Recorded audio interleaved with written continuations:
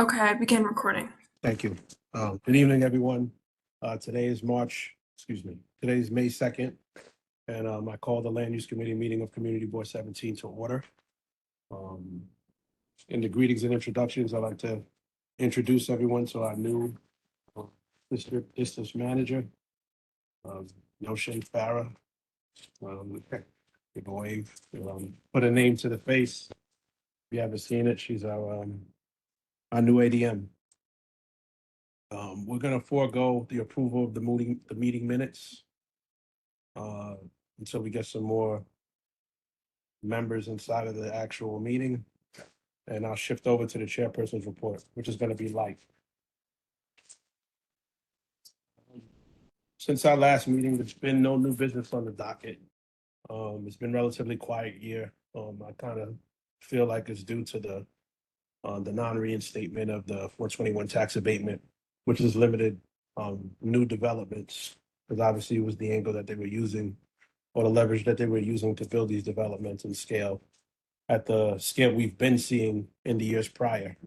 Our ongoing discussions about the Shirley Chisholm Recreation Center have been focused on workforce development and contract procurement.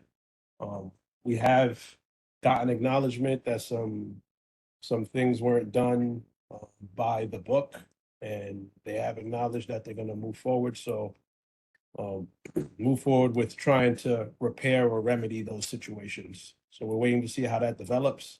I'm pretty sure everyone has seen, or if you haven't seen, you see that that project is progressing.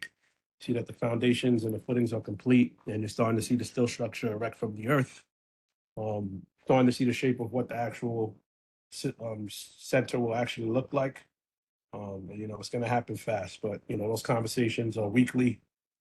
We are speaking on it, and I'll keep you apprised of anything that happened um, moving forward.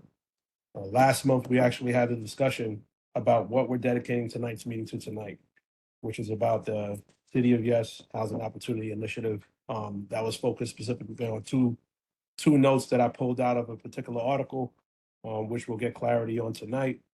And tonight's meeting is dedicated to that topic because we're trying to utilize or get the maximum allotted time required.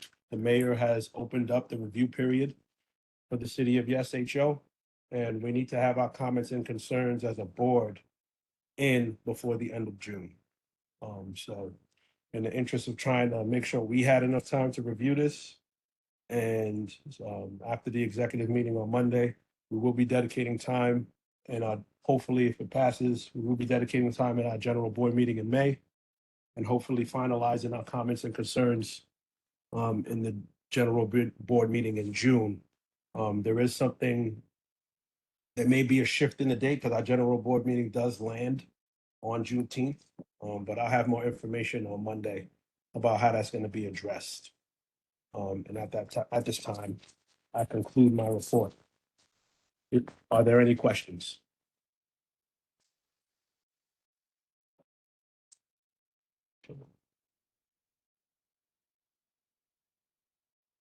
Allison, you're acknowledged. Good evening. I just wanted to get more clarification on what you were referring to in regards to, I guess, some issues with the Shirley Chisholm site. What exactly was not above board? What we do, what we're based off of the evidence we received from the members or the contractors that have been putting in requests for bids. We didn't feel, or the evidence shows that we weren't getting enough local businesses or MWBEs to get actual contracts at the project at this time. This happened, or these discussions, we've been discussing it for a few months now, but these discussions have been happening since the Meet the Primes event, when it was discovered that primes were actually awarded contracts, and many of our vendors or many of our local community contractors never had an opportunity to review any bids or put in requests for proposals for any of the project. It was assumed that they didn't have the necessary overhead to facilitate to be prime contractors, and that they would come in at the second tier as subs under the initial primes. That red flag was waved or raised, by Ms. James, myself, and Osmond Lewis. And since then, there've been multiple conversations, one official one, to discuss the issue.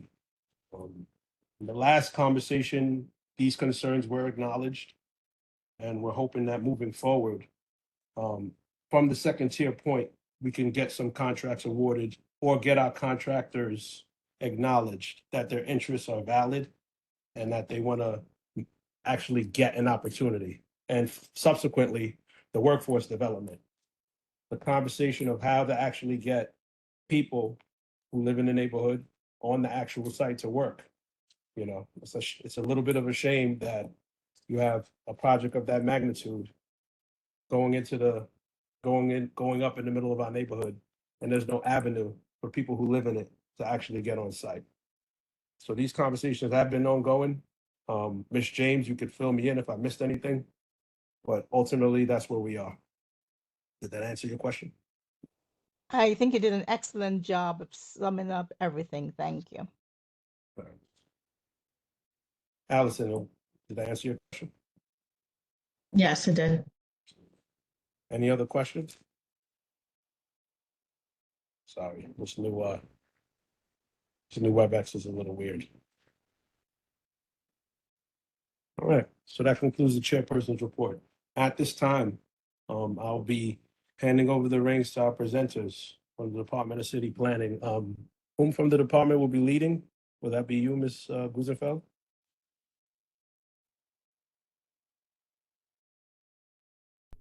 Dave? Yes, that will be me. Can you hear me? I can hear you. Okay, great.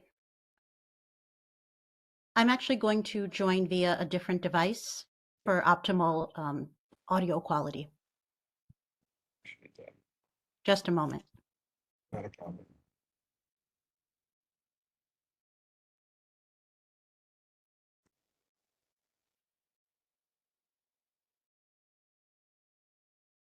All right, can you hear me now? I can. Okay, and is there an echo? No echo. No echo. Thank you. Okay, good evening. My name is Ina Gusenfeld. I'm a senior planner at the Department of City Planning, Brooklyn office, and the liaison to Community Board 17. I'm joined tonight by my colleagues, David Weisglass and Lara Merida, to present the City of Yes for Housing Opportunity proposal. Okay, David will be sharing his screen and advancing the presentation. And I will be doing the narration. In all, this presentation should take about 40 minutes, and we'll be happy to take any questions you may have afterward, certainly during this session, but also any follow-up session or via email. And we will provide our contact information. Can everyone see the PowerPoint? Yes. All right, Yes. great. Just have Thank to you. do it the right way here. Okay, Nina, I'm ready when you are. Let me know when to move to the next slide. Okay, so once again, good evening, members of the Land Use Committee and the board. We are excited for you to hear about City of Yes for Housing Opportunity, a citywide text amendment that will change zoning to allow for equitable housing development. So, David, please advance to the next slide. Okay. So City of Yes for Housing Opportunity, also known as CHO, is a zoning text amendment proposing changes designed to enable a little more housing in every neighborhood in New York City by removing barriers to housing growth. City of Yes for Housing Opportunity is a citywide plan that will encourage incremental housing growth over a wide geography. And throughout this presentation, I will explain how you can expect this proposal to apply in your neighborhood and community district. Next slide, please.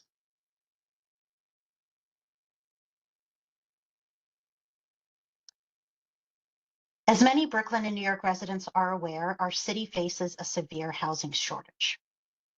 The vacancy rate for rental apartments is at an all-time low, only 1.4%, far below a healthy vacancy rate that would provide New Yorkers with the housing options they need. In Brooklyn, the vacancy rate is even lower, only 1.27%. Because our housing demand is greater than our housing supply, New Yorkers are experiencing very high housing costs. Over half of renters are rent burdened, meaning they spend over 30% of their monthly income on rent. And a significant percentage of those residents are also severely rent burdened. In CD17, the rent burden percentage is over half of the residents. Not having enough homes is also the direct cause of homelessness, which is also at an all-time high in New York City. Each night of 2023, over 92,000 homeless New Yorkers slept in the city's shelters, including over 33,000 children. Next slide. The fact is that most of New York City's current housing stock was created in the first half of the 20th century. And since that time, housing production has fallen dramatically. And that is in part because of zoning. Zoning has become increasingly restrictive since the 1961 zoning resolution. And while housing production has gone down, the demand of housing has only gone up. There are a number of reasons for this. For one, households today are smaller than they used to be, meaning even the same amount of people take up more space. Next slide. Though there has been some recent housing production, it has been limited to only a few New York City neighborhoods. In 2023, 10 community districts produced as much housing as the other 49 community districts combined. And we found that when some neighborhoods stop producing housing, that puts additional pressure on other neighborhoods to produce more and more new residential construction. Next slide, please.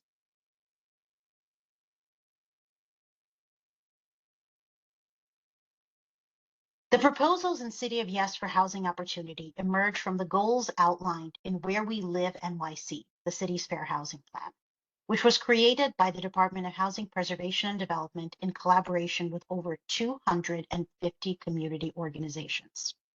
It highlights how the city's housing shortage and affordability crisis have severely limited New York's housing choices.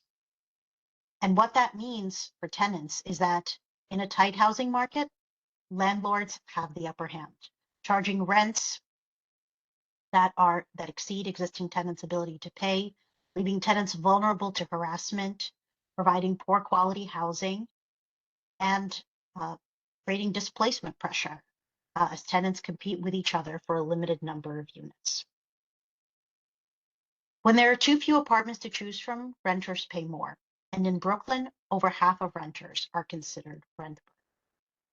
These conditions further worsen the neighborhood-based legacies of segregation, discrimination, and concentrated poverty that have led to the deeply unequal city we have today, where neighborhoods and residents have unequal access to resources and opportunities. Next slide.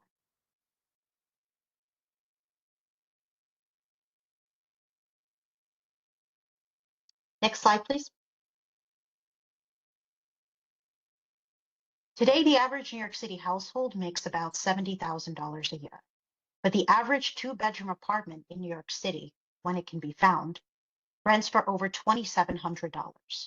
So the average working family in New York would have to spend about half its income on rent to get a livable home. Next slide.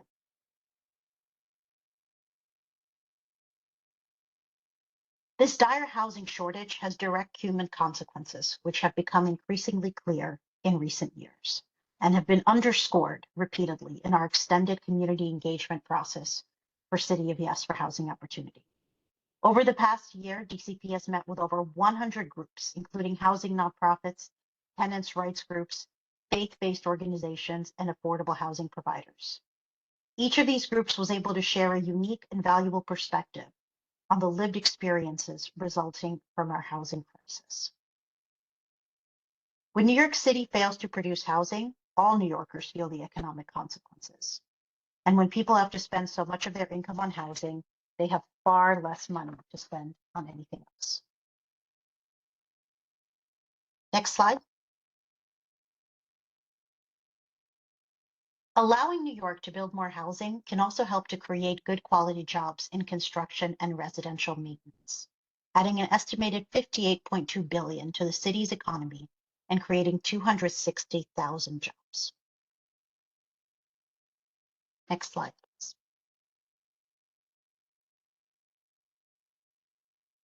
What is our agency's role in addressing New Yorkers' housing needs?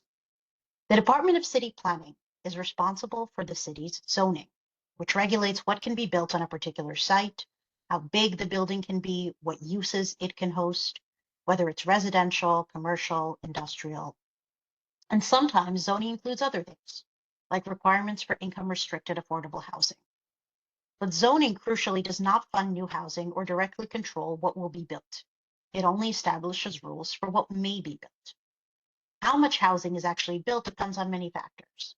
The city uses a number of other tools to support good housing outcomes, including subsidies or tax incentives to promote income-restricted housing, programs for affordable homeownership, and other programs that establish tenant protections to guarantee New Yorkers' rights as residents. Next slide.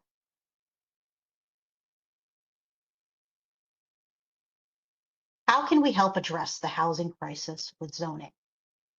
Changing our zoning can respond to the issues we've outlined by increasing the number and types of homes available in every neighborhood across the city.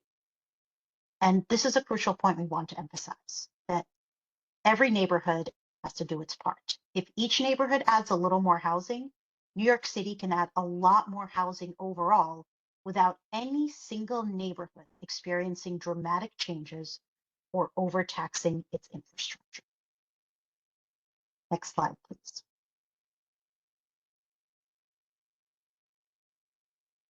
City of Yes for Housing Opportunity is the biggest pro-housing change the Department of City Planning has ever undertaken and would affect zoning for every single part of the city. We have a number of proposals that we're going to discuss tonight, including universal affordability preference, a number of low density proposals, and parking proposals. We'll also touch on other citywide actions to enable conversions, small shared apartments, and infill. Next slide, please.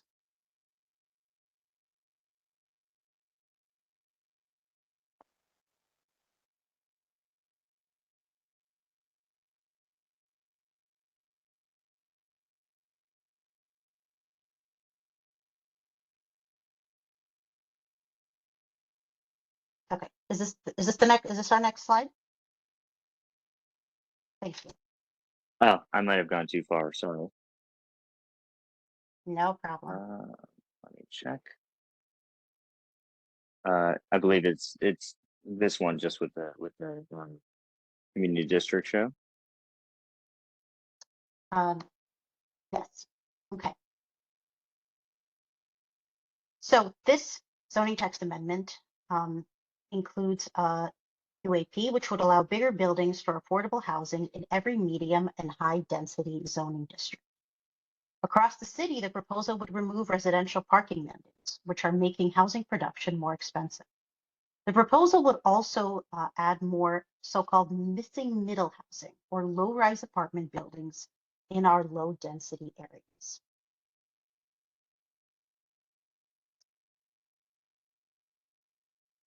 The proposal also aims to help homeowners in low-density neighborhoods by allowing them to add ADUs, accessory dwelling units, to their homes, and providing small buildings with additional flexibility to adapt over time.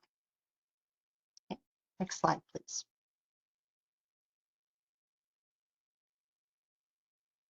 Unfortunately, exclusionary zoning rules adopted in the last few decades have made it virtually impossible to build housing in many low-density neighborhoods, placing additional pressure on the high-density parts of the city to produce more housing. This wasn't always the case. Small apartment buildings and 2 to 3 family homes are common in all of New York City's lower density neighborhoods and were allowed in many places until as recently as the 1990s and early 2000s, when stricter zoning prevented them.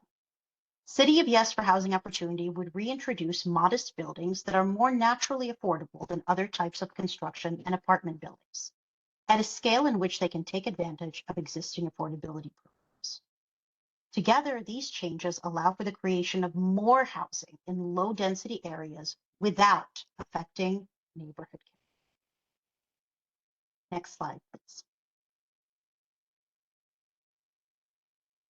Okay, so here you can see where this proposal would potentially apply in broad swaths of low density districts across Community District 17. Next slide, please. Okay. Our next proposal is called Town Center Zoning, which aims to create more so-called missing middle housing in low density areas. Missing middle refers to a category of housing that's modest in scale and often affordable to middle income residents, a once common type of housing that's not often built in New York City anymore. The proposal aims to re-legalize mixed-use apartments or buildings with a ground floor commercial use and a few stories of housing on top. This is a classic New York City building type that exists along many low-density commercial corridors. However, overly complex zoning rules make it almost impossible to build new ones. This proposal streamlines zoning rules, including restrictions on floor area and height, so that it is again feasible to build 2 to 4 stories of housing above a commercial ground floor. Okay, next slide, please. And here you can see the commercial corridors where this proposal would apply across Community District 17. And this little flashing graphic you see shows how today, if you have a 1-story commercial building, housing cannot be built above it.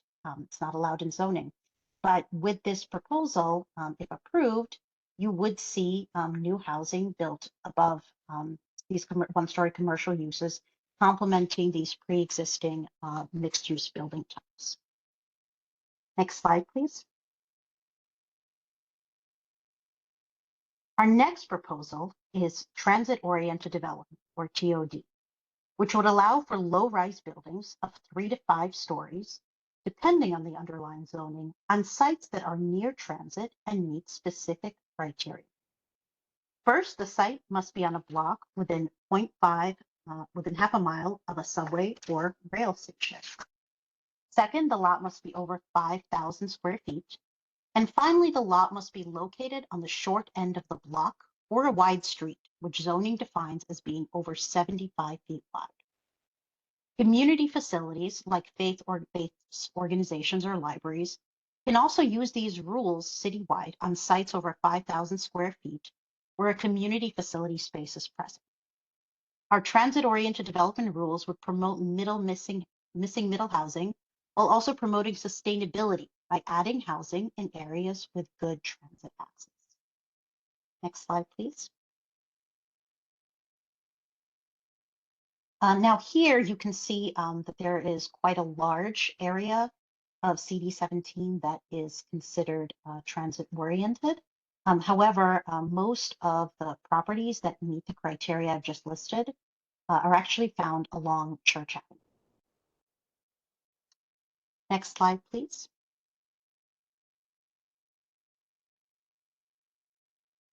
This proposal is also designed to assist homeowners. In the rest of the low density areas, it aims to give homeowners more flexibility so that a 1 or 2 family home would be allowed to add a small accessory dwelling unit or ADU. There are many different types of ADUs like backyard cottages, garage conversions, and basement apartments. These small units would provide important housing options for small households, like a young person moving into their own place for the first time, or an elderly resident who wants to age in place. Because of their small size, they also serve different income levels than a large single-family home. Successful ADU programs in other places, including Austin, Seattle, and the state of Connecticut, show us that these units can give multi-generational families a little more space and help middle-class homeowners with home ownership expenses. The proposal includes rules to ensure that ADUs are safe. New basement ADUs would not be allowed in the coastal floodplain, and no ADUs would be allowed in special coastal risk districts. Outside of these coastal areas, basement ADUs may be subject to additional regulations or review. Next slide, please. Now, to maximize flexibility for homeowners, different types of ADUs will be permitted for various 1 and 2 family housing types. While many ADUs are detached from the home, attached basement or attic ADUs are also possible and will be allowed. Homeowners will also have the option to convert a garage to an ADU. However, ADUs will need to comply with applicable building code regulations. Next slide.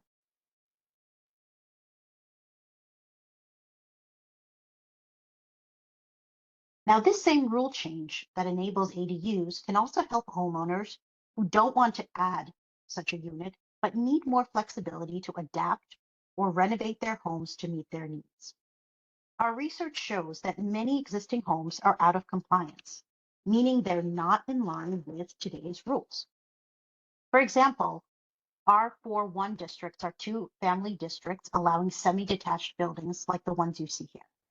But buildings like these pre-1961 duplexes could not be constructed today because they have more square footage than is currently allowed, and their rear yards are too small.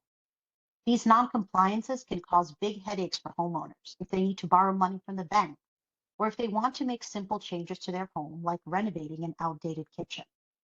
This proposal would fix these rules by relaxing or reducing certain restrictions, such as height allowances and yard requirements.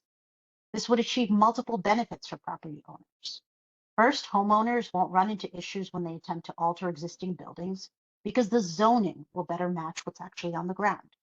And second, you'll be able to build a 2-family home in a 2-family district or a multifamily home in a multifamily district, when today the restrictive rules mean that only single-family homes are. Next slide, please. Now we're going to look at medium and high density areas of New York City, where our focus is on creating more opportunities for housing, including affordable housing. To do this, the proposal introduces UAP, Universal Affordability Preference, which would allow apartment buildings to be at least 20% larger if all the extra space is permanently affordable or supportive housing. UAP is modeled after current rules that allow bigger buildings for affordable senior housing in some neighborhoods. It would allow incremental housing growth in neighborhoods and encourage affordable housing throughout the city, rather than concentrating in a few neighborhoods. The proposal would also make sure that zoning provides room to build the extra affordable housing required through universal affordability preference. So there would be limited height increases where it is necessary to make enough room for those affordable homes. Next slide, please. Okay, and so here you can see areas of CD17 where UAP would apply. And you can see that the proposal would create a 20% bump for affordable and supportive housing in districts that don't have a senior housing preference today. Next slide, please.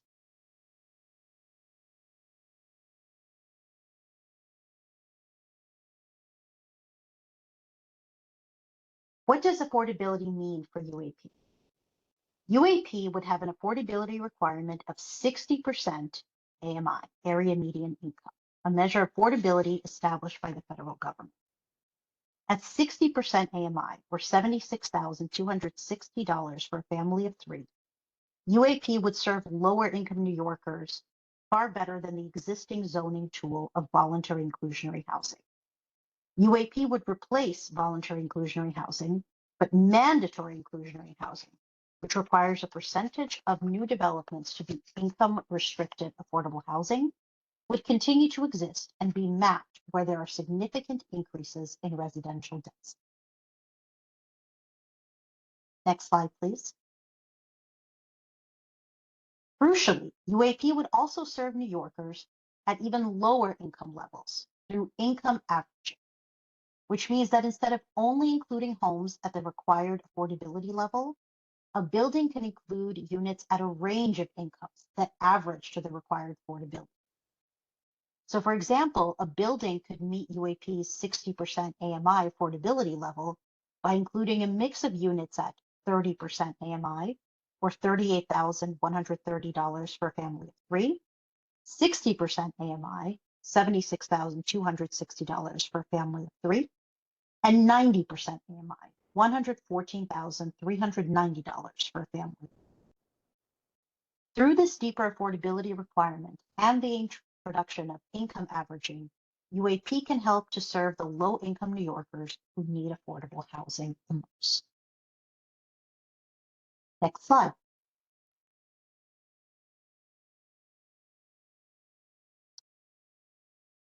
And here's one example of how UAP works.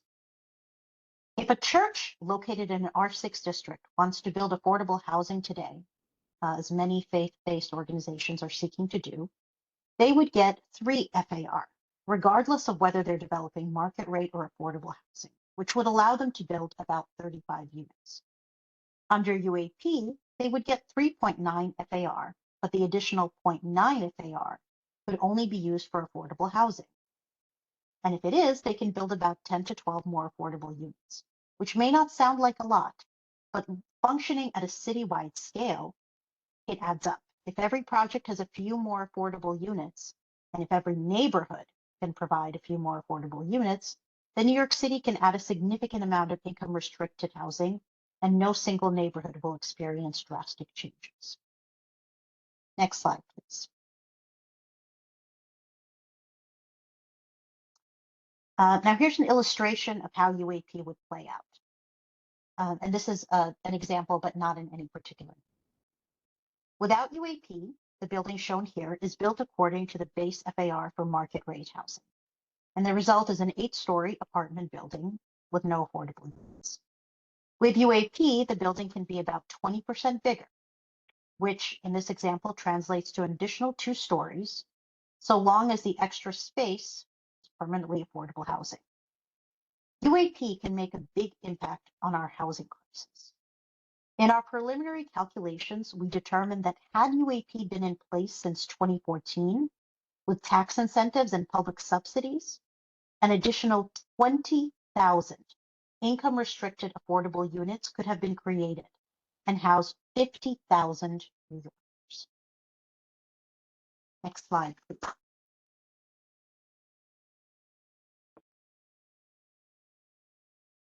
As for MIH areas would remain in place and continue to be mapped when there are significant increases in residential density. This proposal would also introduce some improvements to MIH that have long been called for by a range of organizations. First, under this proposal, MIH option 3, previously known as the deep affordability option, could be applied as a standalone option, independent of MIH option 1 or option 2. This would allow future actions to ensure deep affordability when MIH is applied. Second, some MIH FARs would be raised to meet UAP FARs.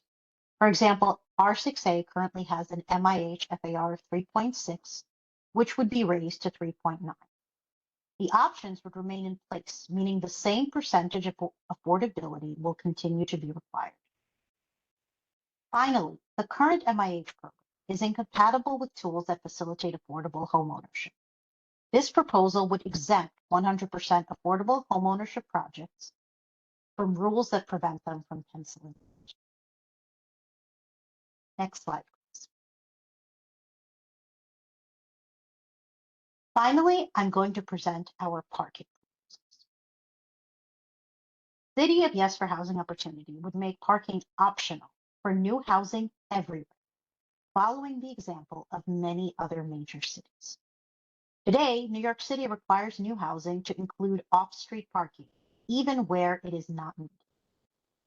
These mandates mean less space for housing and increased construction costs, which results in less housing being built. The diagram on this slide shows how parking takes up a lot of space. 2 parking spaces is equivalent to 1 studio apartment. Building parking itself is also expensive and is an obstacle to housing, especially affordable housing. This proposal prioritizes housing over parking. Now, parking would still be allowed, and we anticipate that developers will respond to market needs and continue to provide parking in areas where there is demand, as they do today. However, removing parking mandates can help reduce the cost of housing construction and enable the development of more homes in each new build, particularly those located within the borough's many transit zones. Next slide, please. This example shows how lifting parking mandates can support housing growth. A developer sees this underutilized lot that's in a great location near transit, and they want to build an apartment building. The lot could accommodate 16 homes, but the developer stops at just 10 homes, so they can waive out of the parking requirements, because as soon as they add the 11th apartment, they would need to provide 6 parking spaces. We think this doesn't make sense. By eliminating parking mandates, the developer can fully build out the lot to include those 6 additional, which again might not seem significant, but when hundreds of sites across the city are able to build more housing, that incremental change results in a lot more housing for New Yorkers. Next slide, please. Now, to be clear, while this proposal would remove cumbersome parking requirements, it would not impose parking maximums or prevent parking construction. Residential, commercial, industrial, and community facility buildings would still be able to provide accessory parking as needed. Next slide, please.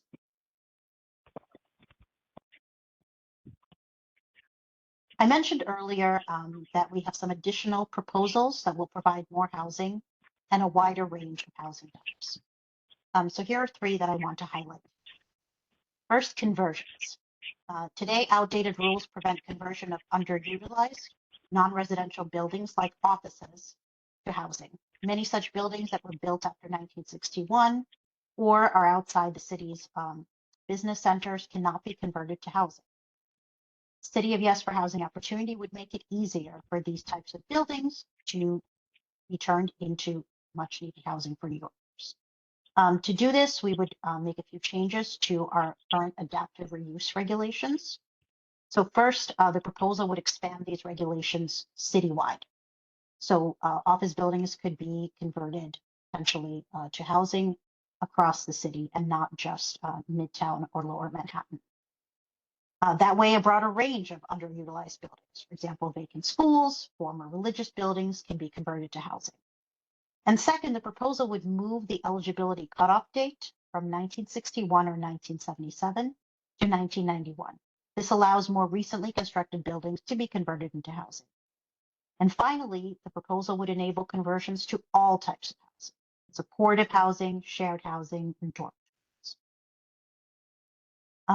Looking at the second image, the proposal would also allow small and shared apartments by eliminating the dwelling unit factor. That is a measure of the minimum average unit size in areas with good transit access. This would provide more housing opportunities for New Yorkers who want to live alone, but do not have the option today. Today, we force too many people who want to live alone to find roommates and occupy much needed family-sized units in many parts of the city. Enabling more small and shared apartments can relieve some of that pressure and free up those family-sized units. Finally, previous development often took place under tower in the park style regulations called height factor, which are found in non-contextual districts such as R6. Although DCP has developed a more recent set of regulations, contextual buildings that have height limits can result in better designs. Some sites like NYCHA campuses can't access those new rules. So the proposed changes would allow height-limited infill on sites that would otherwise be forced to develop tall, skinny buildings or nothing. Next slide.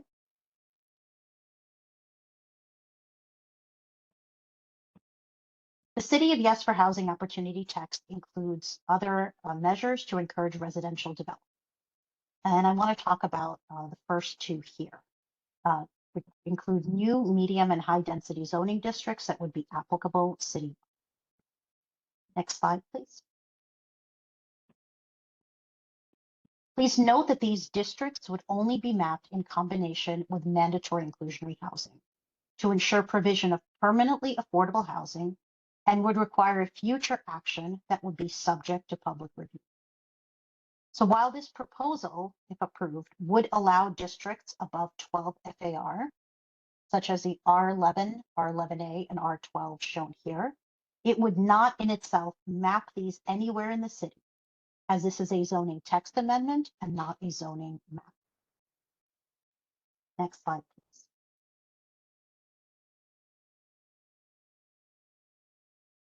So to conclude, the changes I've walked through tonight are the most significant proposals in City of Yes for housing opportunity. Overall, this text amendment aims to create a little more housing everywhere so that each neighborhood does its part to address our housing needs, and a few neighborhoods don't feel the intense pressure they do today. It's not just about more housing, it's also about more types of housing, multifamily housing where it's currently not allowed, homes of different sizes to meet different people's needs, and crucially, far more affordable and supportive housing than has been allowed to date. Next slide, please. Thank you so much for listening tonight. We look forward to all your questions and comments. There's a great deal of information about City of Yes for Housing Opportunity online. You can find that, including recordings of previous information sessions, and also other ways to stay informed on our website, nyc.gov/yeshousing. And this concludes my presentation tonight. Thank you again.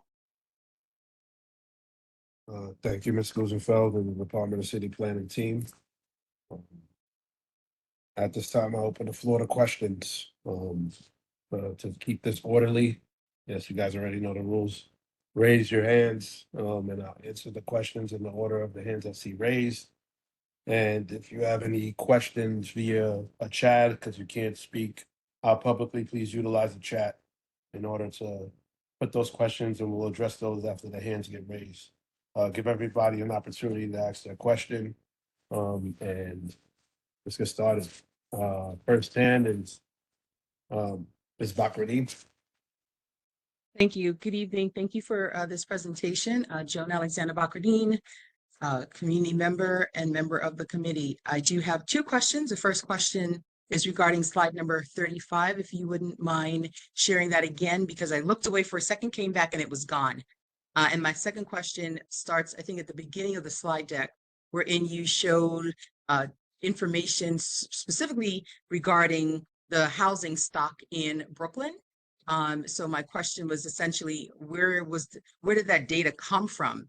Because I know for a fact that that slide right there, thank you. I know for a fact that there are several buildings that are empty as we speak in East Flatbush, and in Community Board 17 specifically.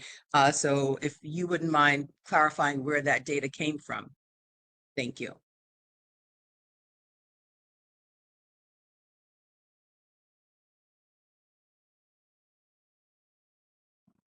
Anyone? David? I'm sorry, I didn't want to Yeah. take it away. Do you have want to take a first stab at the response there? I'm happy to clarify afterwards. Yeah, I'm not sure if she stepped away.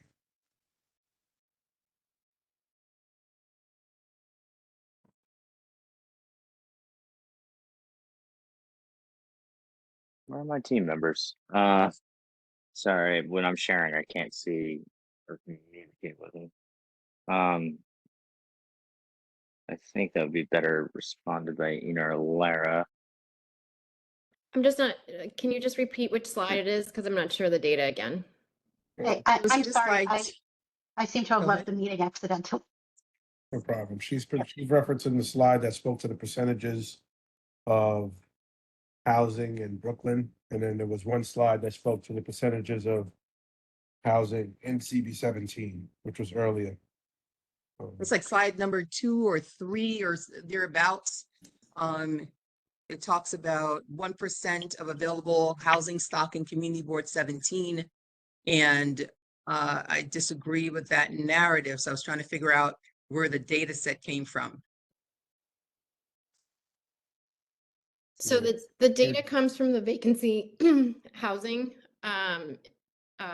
We can get you the name of the actual data set, but it comes from housing, from HPD's vacancy rate information, and we can share that. I'm trying to look it up right now. Thank you. It's their HVS data. Because the data is in conflict to visual cues and the reality that we live with. Thank you. I'll cede my time for someone else. Thank you. I'll join in there. I think I've also had, honestly, personally, similar experiences where I've seen kind of data like that, and that makes me scratch my head a little bit given what I kind of see around. Lara will send it, and we could talk about the methodology. But the housing survey vacancies also, there's a lot of vacancies that are and are not counted, differently depending on kind of what kind of vacancies they are. Some are just on the market, right, that we see that could perfectly be habitable. And then others may be things that are not counted, I think, are those where a lease has been signed, but the tenant hasn't moved in, or where they need to undergo renovations or things like that. But we can get some detail on that. Thank you.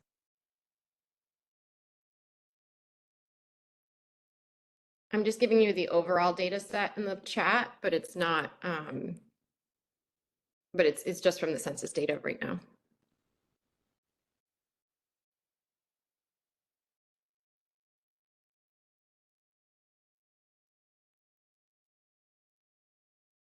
Received. Thank you.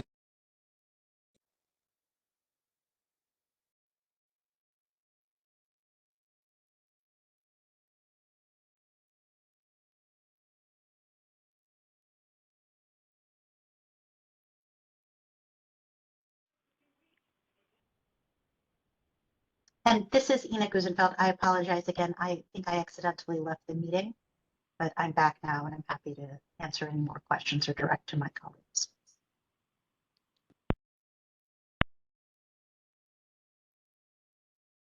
Sorry. Sure, I think you're, yeah. I was muted. Sorry. Ms. Viglianti?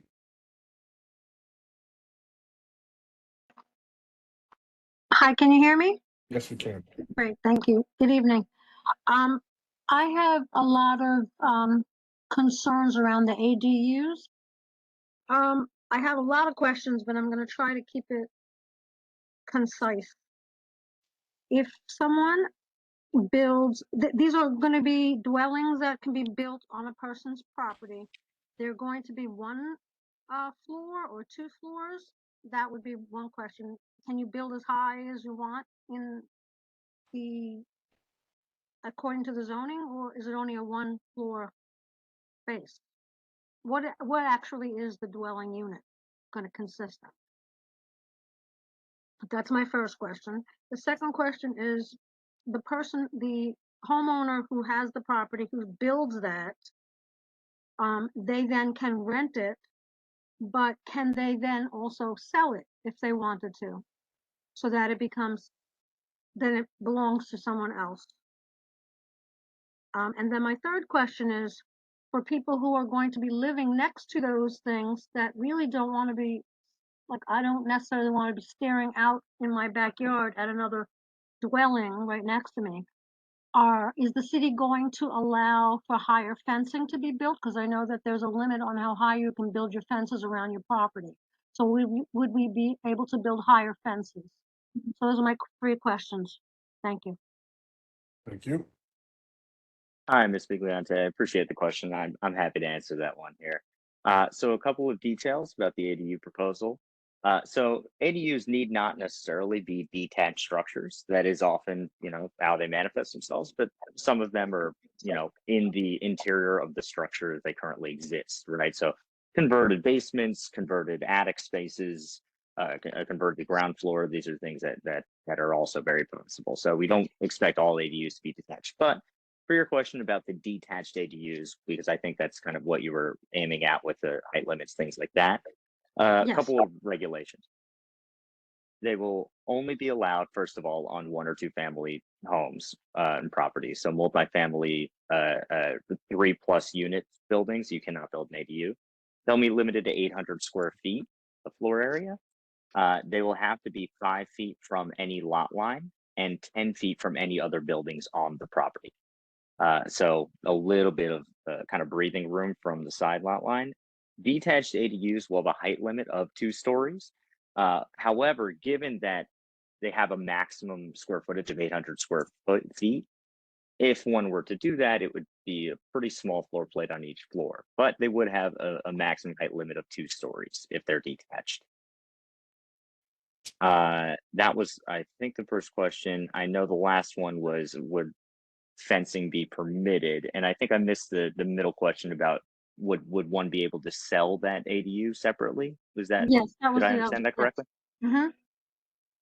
So I can get the specifics on that. My understanding is that, usually these ADUs are simply rental units on the property, or just units that are often not actually rented out at all.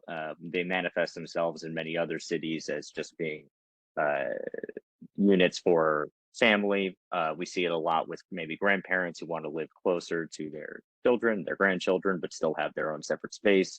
Children coming back from school who want to, live there near their family but need not. Whether or not they can be sold separately, I think I'd have to get back to you on that one, but I'd be happy to do so. Yeah, I I mean, think you what can't, we'd and see most also, frequently. yeah, because if you're selling it, or if you can't sell it, who is there's no more tax on that. It's not a separate structure. It's not a separately taxed structure. It's just part of the property. It doesn't become a separate dwelling. It seems complicated to me. That's just what I'm trying to. There's a lot of questions. Understood. Yeah, we'd be happy to get more answers to that. If you want to put your questions together and send them over, we'd be happy to get response to that as soon as we can. Sure, thank you. Thank you. Thank you. Murray W.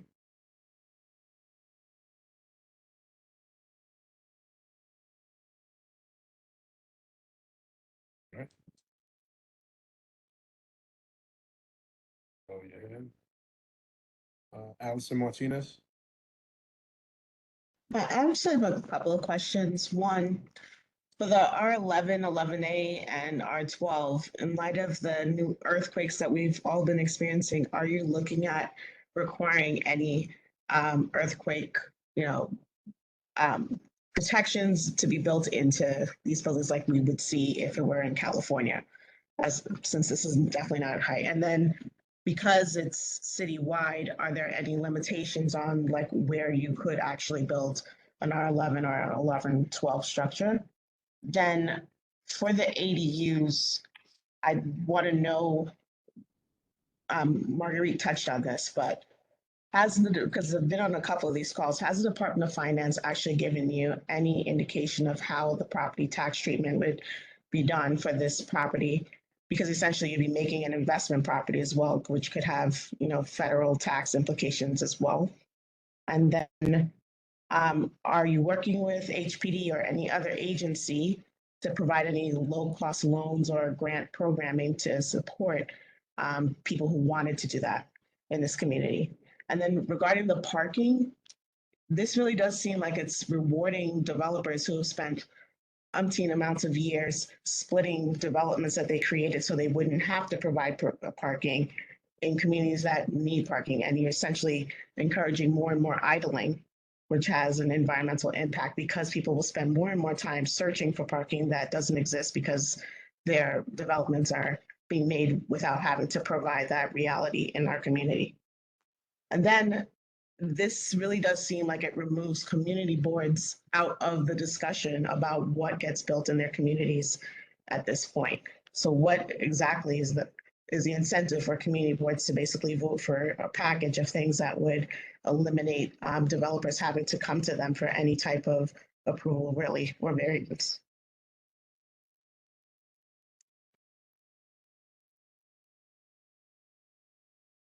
Hey, hi. So I'm gonna try to take some of these questions, and I think David and Lara will jump in as appropriate. So City of Yes for Housing Opportunity was developed in partnership with our sister agencies, including HPD, including DOB, and certainly in consultation with DOF. some of some of the regulations that you're asking about, for example, making sure that buildings are earthquake proof, that's a building code compliance question. So I think DOB might be better positioned to answer that, but we can certainly take that question back to them. And same with the question for DOF regarding HPD and any subsidies they might provide for ADU construction. You know, their pipeline and their availability to provide financing, you know, that's kind of dependent on the economy. So I think at this time, it is not yet clear what role HPD will play, if any, in financing ADUs.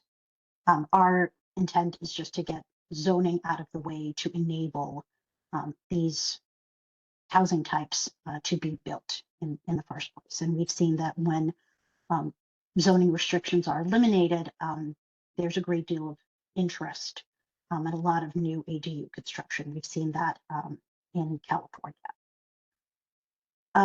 Regarding parking, so one thing that has been found, both anecdotally and through studies, is that when accessory parking, that's parking that's built off street, usually within the building for residents, when it's built, it's often not used because it just adds on to the cost of housing, especially market rate housing in that building. So people who move into those new units and happen to own vehicles, they also end up parking on the street.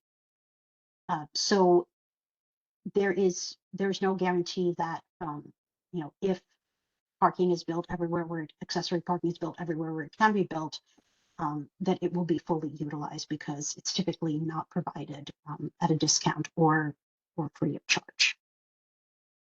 David Lara, please feel free to jump in. With regard to the community board process, so the new districts that I listed, the R11, the R11A, R12, these would have to be mapped through a discretionary action, and discretionary actions are ULURP actions. So certainly that would involve community board input. Primarily, I think that's being envisioned in the Manhattan core, but it, again, David, feel free to jump in. It is applicable citywide. Yeah, I can jump in briefly. I'll try to touch upon some of your questions, but please feel free to remind me because I know you had a lot of detailed questions there. I'll kind of piggyback upon Ina's response for parking. There are several cities, both in the United States and elsewhere, that have eliminated parking minimums, and many that haven't had parking minimums, period.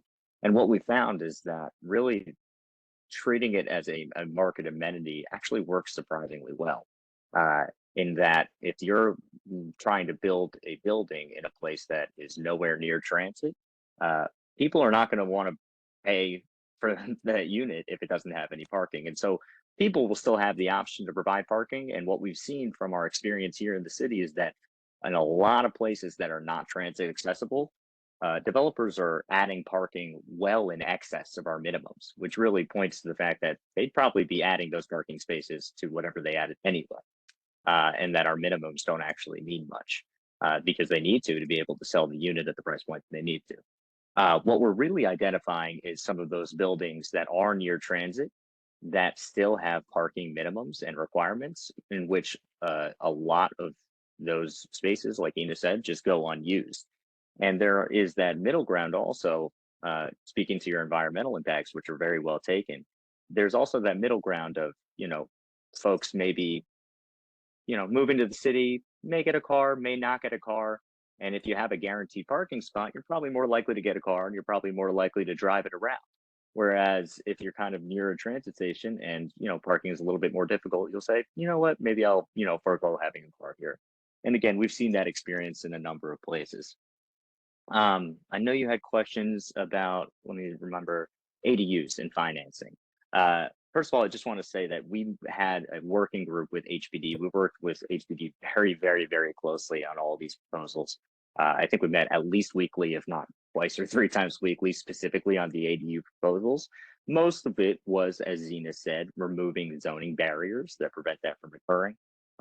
I've worked on ADUs in a number of other cities and done research on it, and you're absolutely correct. The financing is definitely a big hurdle for a lot of that. And so we know that HPD has been working with us on these proposals, and I think what they're doing on their side, we're happy to get a little bit more detail about what they're doing specifically, is seeing, well, how can we make it more feasible for these to actually be built now that zoning restrictions are kind of out of the way, and some of these, missing middle housing options that have been, again, very successful in adding, a little bit of housing here and there in other jurisdictions. How can we make that, become a reality? I think I might have missed one or two of your questions, so please feel free to remind me. No, that's pretty much them. I just think the reality of parking in this community is not what you're suggesting, not from the development that we have seen, which in areas that have close proximity to a train, but still the requirement for having places to put cars is very important. And the reality is, if this will all be a pipe dream of making affordable houses, if we don't actually provide funding and tax support and grants, be it low cost loans or grants to support it. Like the California examples you cited, they have acquisition funding to support those projects. They don't have that. That's not a plan here. So that to me it's not going to make a difference. Mind you, we've been working with a Columbia Student Studio who found that you could actually create about 6,000 ADUs in this community based on what's available. But if people can't access funding to get it or know what the tax consequences could be, it would make no sense for them to actually take on that risk. Yes, you're absolutely correct. And I think that points to a larger point.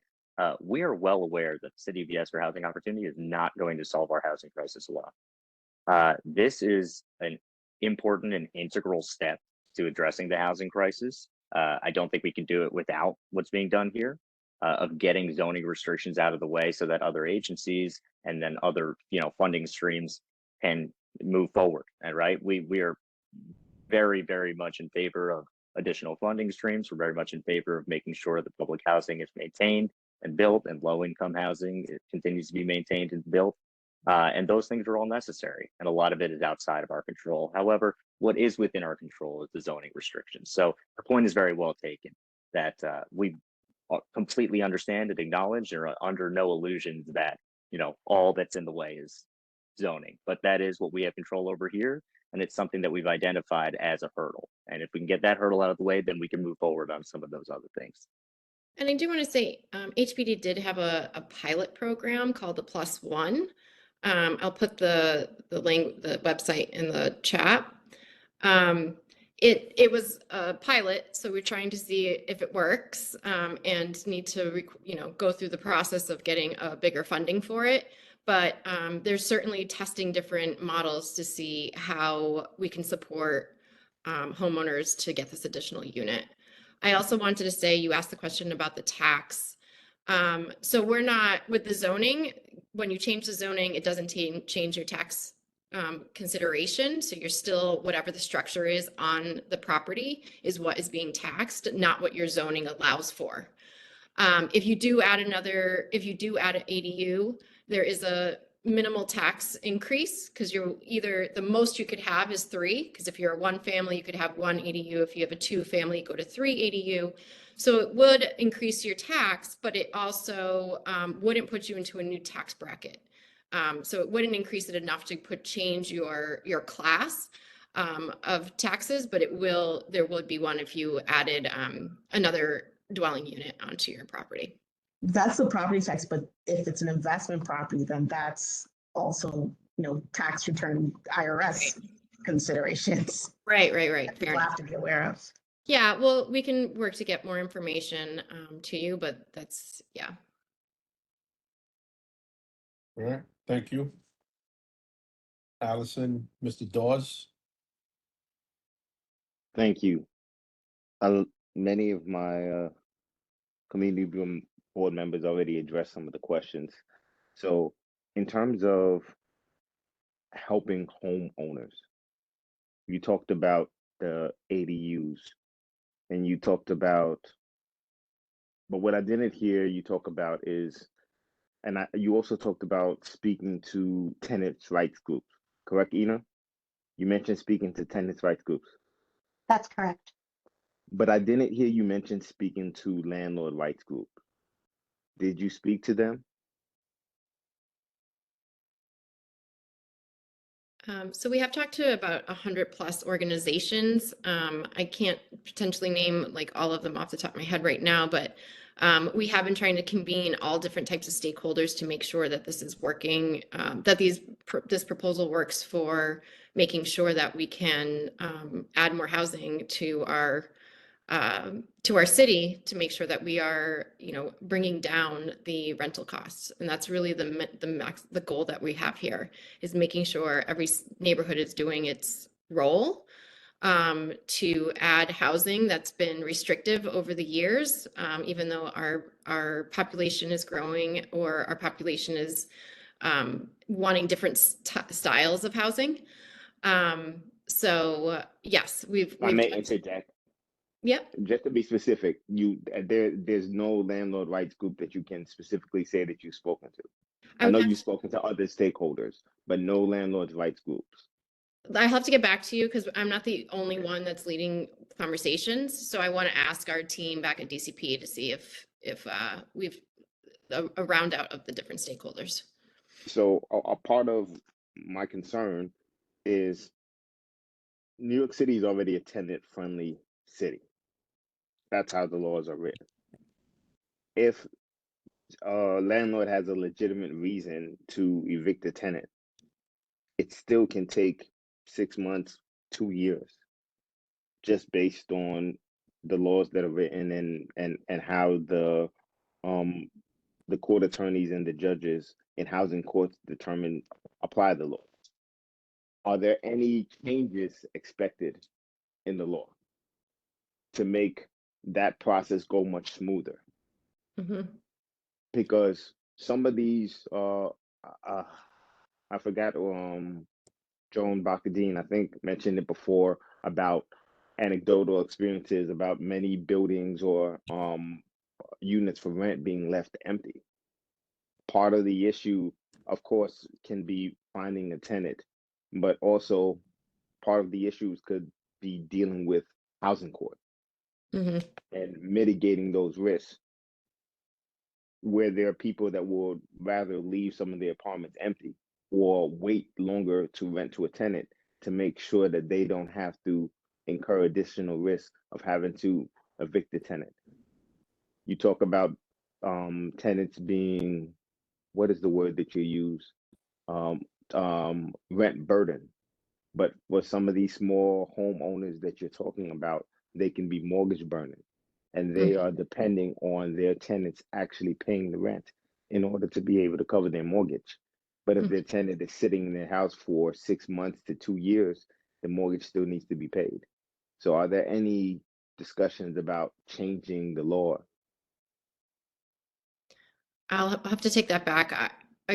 As far as I understand, there is not any conversations about changing the law. If I know, a lot of those conversations happen at the state level.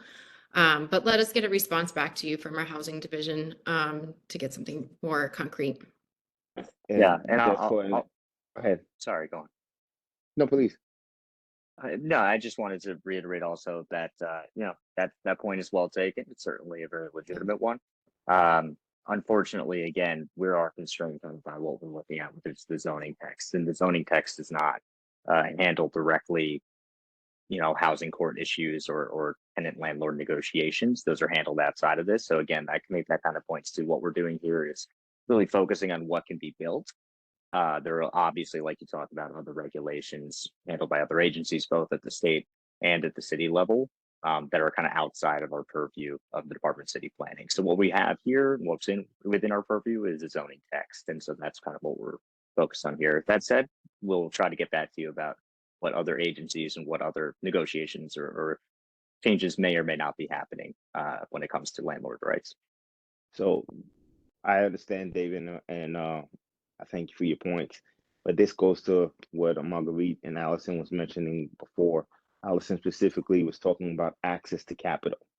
if some of these small homeowners that you are hoping to add ADUs, whether they're inside the units or outside the units, but on the property, if they can't access capital, and if they don't have the capital to endure having to legally and properly evict a tenant for cause, then why would they add the ADUs? That's, yeah, your point is, if I- your point is very well And taken.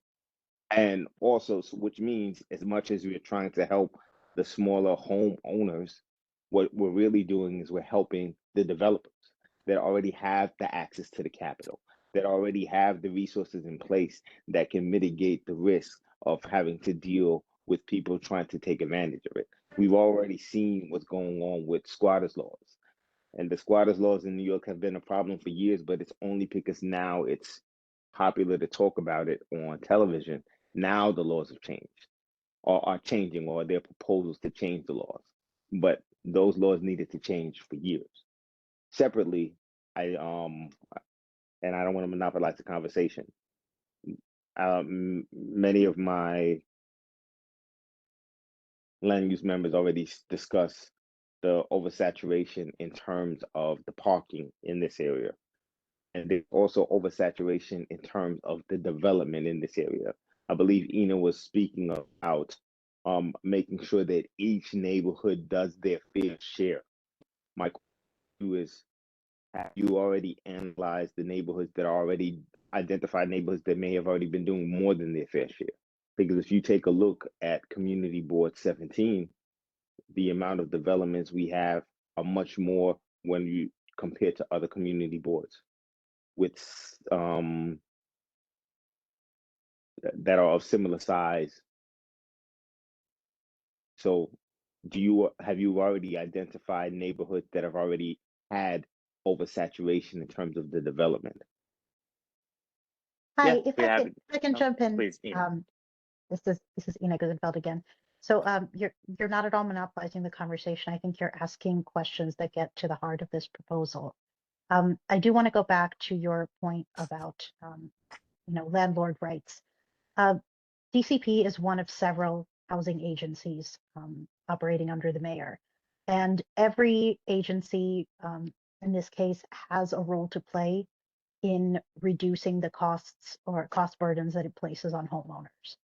You mentioned access to capital. In our case, zoning with its rear yard and side yard and zoning envelope requirements puts many pre-1961 buildings out of compliance. And so that makes it difficult for homeowners to access capital for repairs because then banks see that as a barrier to lending. So what we can do as the Department of City Planning is resolve that issue of non-compliance by relaxing our requirements for 1 and 2 family homes, so that the homeowner then does not encounter red tape in government and in lending. So that's our part. Other agencies, that create regulations governing tenant rights and landlord rights and squatters' rights, they have their part to do as well. In terms of development occurring in a disproportionately small number of boards and districts, yes, it is. It has been analyzed and publicized repeatedly in the last few years that development is being led by, and large-scale development as well, is being led by a small number of communities, whereas others have not had any development, large or small. And part of that is that tension between the need for growth and the desire of communities to preserve neighborhood character. And part of that is also a byproduct of, the ULURP process and council members voting, in the interests, in the expressed interests of their community boards. So we're hoping that by, incentivizing more affordable housing more supportive housing, more shared housing, middle income and transit oriented development, that one or more of these models will be successful in all the communities that have not produced their share of housing in the last few decades. Okay. Hopefully that answers some of your questions, Mr. Dawes. But in the Yeah. meantime, we have to. Can I follow up on that? Go ahead, Mr. Frey. We have to allow the others to ask some questions, unfortunately. Could you just get back in the queue with your follow-up? And if we have time, I'll make sure that you'll be able to ask it. But I'm gonna move on to Murray W. I'm gonna ask that. I asked you earlier. All right, hands down. So Hazel Martinez. Oh, yes, good evening. I have some concerns because I've been to all of your sessions and we have dealt a lot with developers in our community and how they treat our community. And I think that this whole City of Yes is just a bonanza for developers because basically eliminating zoning, and zoning with its faults had some protections for the residents in the community. And now we would be defenseless. That's how I see it. Affordable housing is a meaningless term because it doesn't mean that people will be able to afford the apartments. It's just a term that I don't even know. It makes no sense at all. And the issue that I have as well is the fact that what I see, you're creating a concrete jungle where there will be we already have sewer issues, flooding issues, and nowhere for water to go because all the new buildings that were put up, the lawns were eliminated. And so there's nowhere for the water to be absorbed. And so now with the further development of these buildings, where will the water go? The sewers have not been improved at all. People have flooding who never had it before, and this could only, and how do you plan to alleviate this?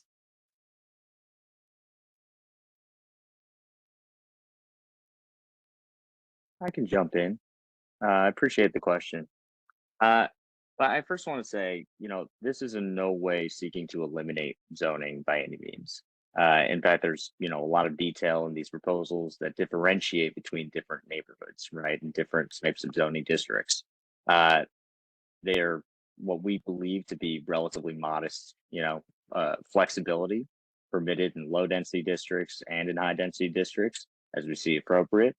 In the high density districts, I understand your point about affordability. We're also under no illusion that the AMI system is perfect. We definitely understand that. But what we do have control over is our ability to at least make the improvements that we can. When it comes to affordability, if I may go to that, briefly, the universal affordability preference, right, which we're very proud of, that will apply in high density districts, which is anything in R6 family or above.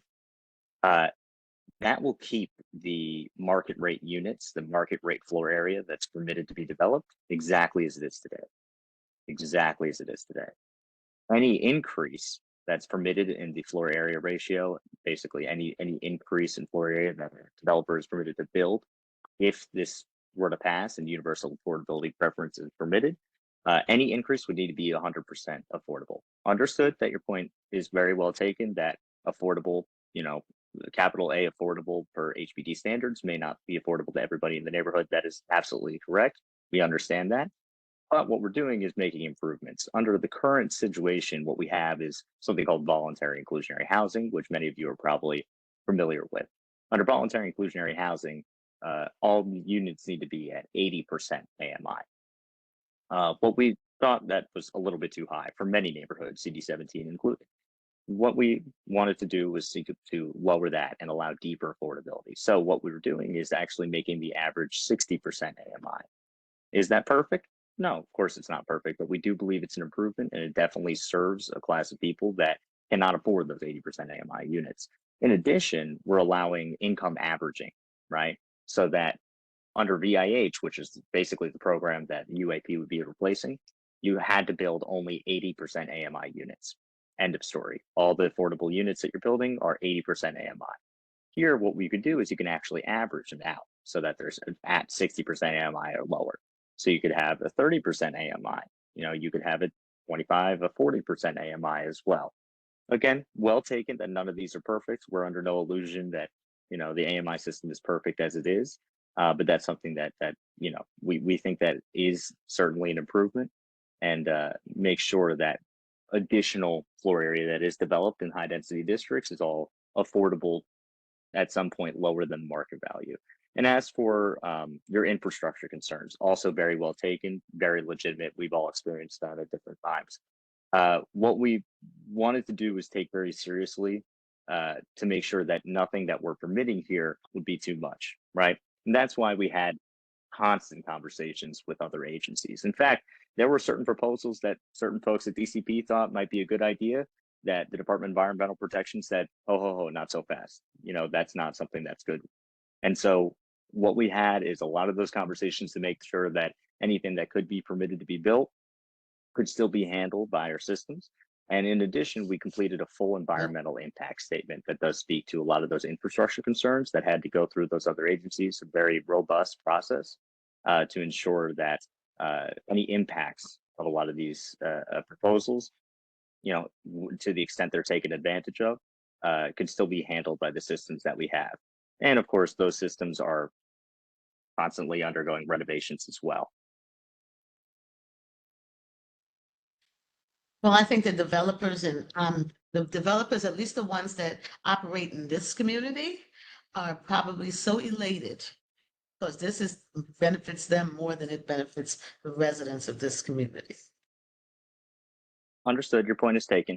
I think our focus here is making sure that there's more units available for a wider range of people. And if certain developers like that or don't like that, then so be it. But what we think is important is the downstream impact of having more units available to a larger range of people. And we think that this proposal will do that, but we do understand your point, and we would love to hear more in your recommendation that you provide. Thank you. Chair James.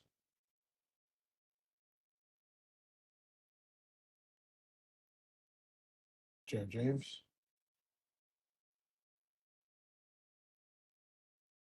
Sorry, I thought I had muted, sorry. A quick comment and a quick question as well.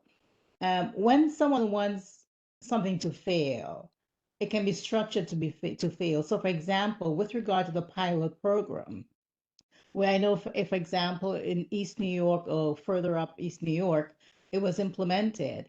They targeted homes that needed repairs of 250, renovations of $250,000 to make it usable. And of course, it was this is a failure because it's taken almost $250,000 when there are many, many residences in Brooklyn, in our neighborhood, where $10,000, $20,000 could have done the job. So the point is, if you're going to have a pilot program, it has to be done or implemented in a way that makes sense and not target buildings or homes where it's so exorbitant, it clearly is not rational to do it. Two, while in essence, in theory, it sounds as a great idea, I have not heard anything concrete as to how this is going to ensure it's equitable.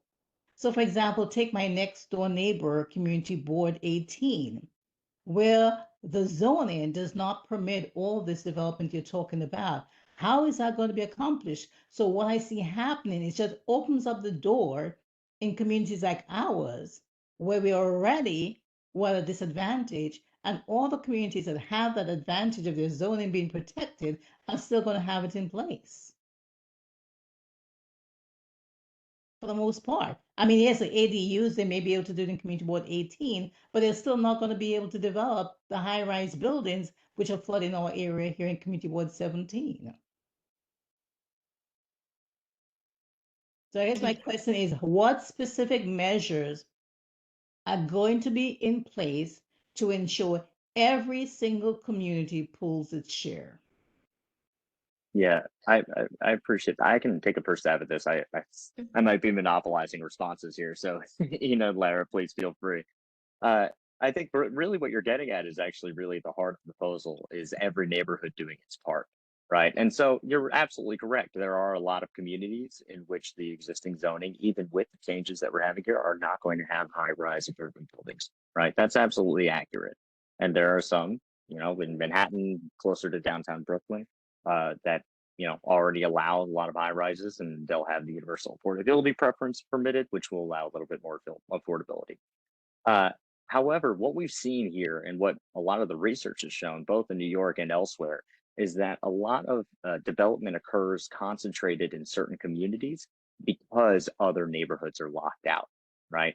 Because basically developers would say, you know, well, we'd love to build in this community or in that community, but you know, they have their connections or whatever it may be. They've got, you know, this protection or that protection. They're well connected to some council member, whatever it may be.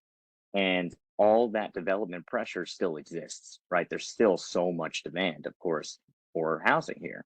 And so what they do is they go to other neighborhoods. What we're seeking to do here is say to every neighborhood, look, every neighborhood, including and especially those that may not have, to use your phrase, I think, pulled their weight or done their part, need to add a little bit of housing.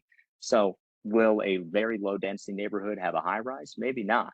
But in a lot of our analysis, a lot of these communities could very feasibly, you know, with funding and a lot of times without additional funding and subsidy from the city, be able to add ADUs, be able to add one more unit when they currently could only add a single family home. I think something that we're very proud of is that there are a lot of districts in the city that are quote unquote low density districts, R5 or below, something in the R5 family or below, that in theory permit multifamily buildings, right? 3, 4, 5, 6 units, not massive buildings, 3, 4, 5, 6 units, something like that. However, because of all of the restrictions that are placed upon it, could only reasonably have a single family home. And so in a lot of those lower density districts and neighborhoods outside of CD17 that, you know, were kind of shrink wrapped to have only single family homes, they could be permitted now to have 3 or 4 or 5 units on that property. Is that a high rise? No.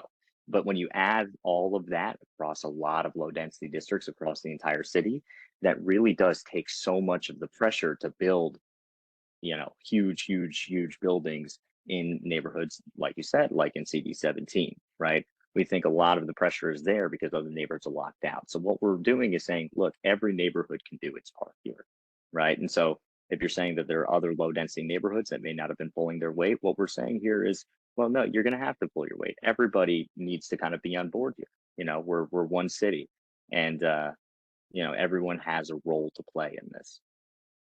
And so we think that it'll ease a little bit of development pressure on places like CD17.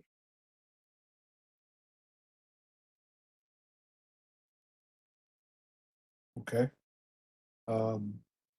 Alexandra?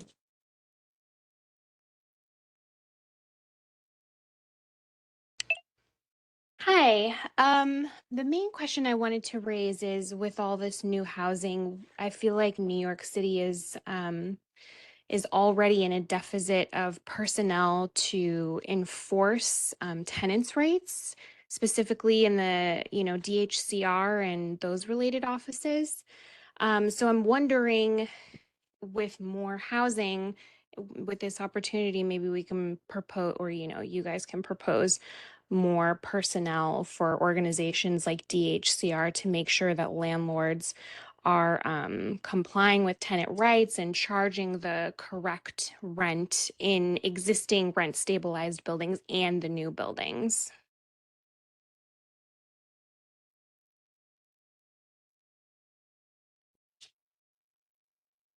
That's it for me. More of a comment / input and hoping that we see those kind of resources in this sort of grand plan.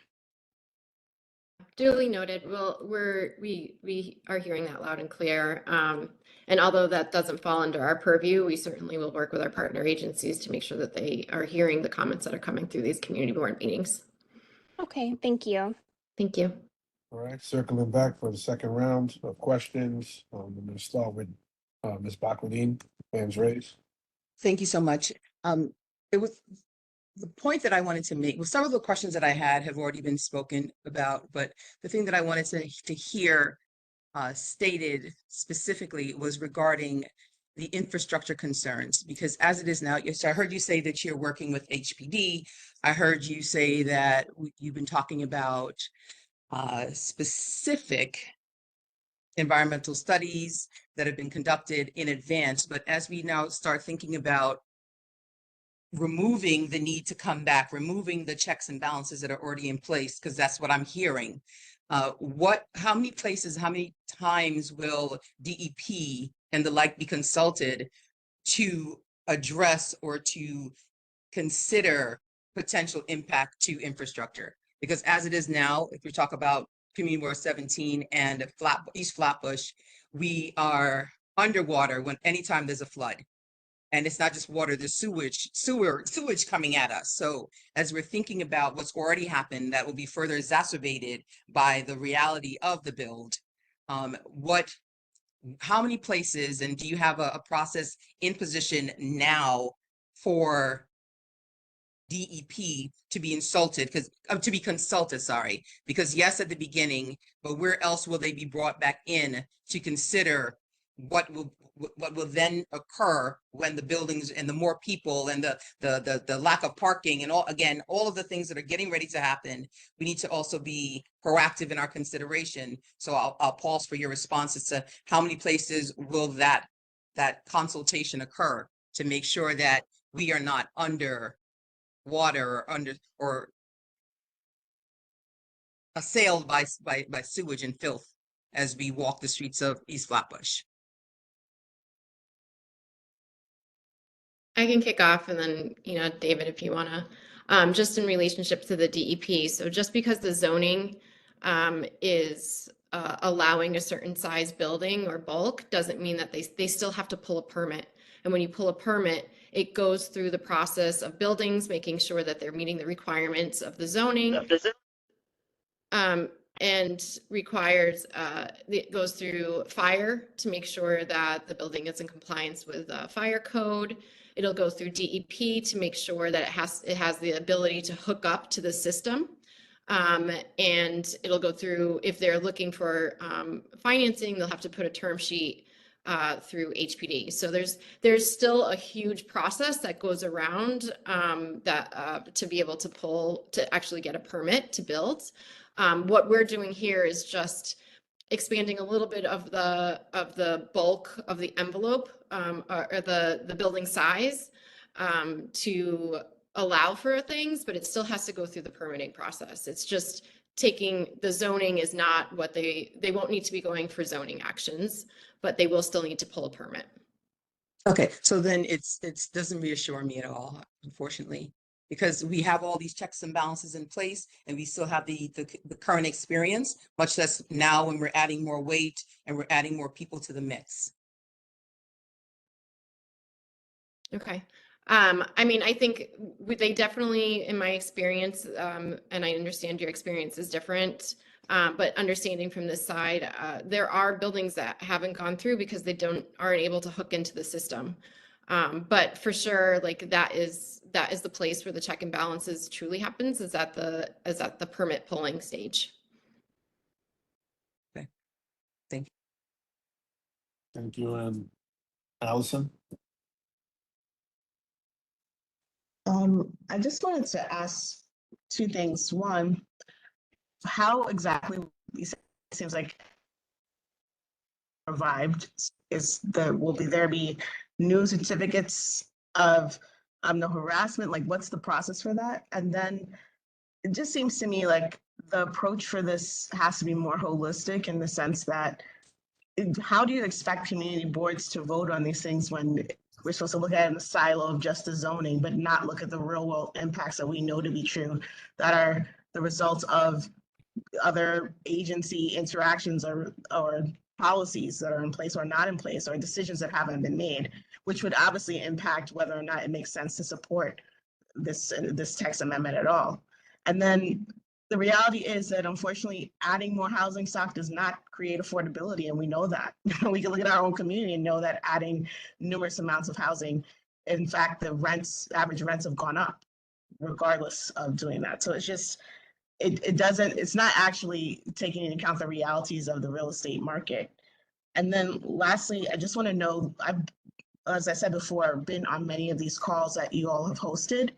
I want to know, and there have been many people from many communities who have complained or requested adjustments. I wanted to know, if any adjustments or any of the things that they have said has actually ever reflected in a change in how you are approaching this whatsoever, because I'm not seeing it in the decks. It just seems to be the same thing despite all the other adverse input that was warranted to be considered for adjustment.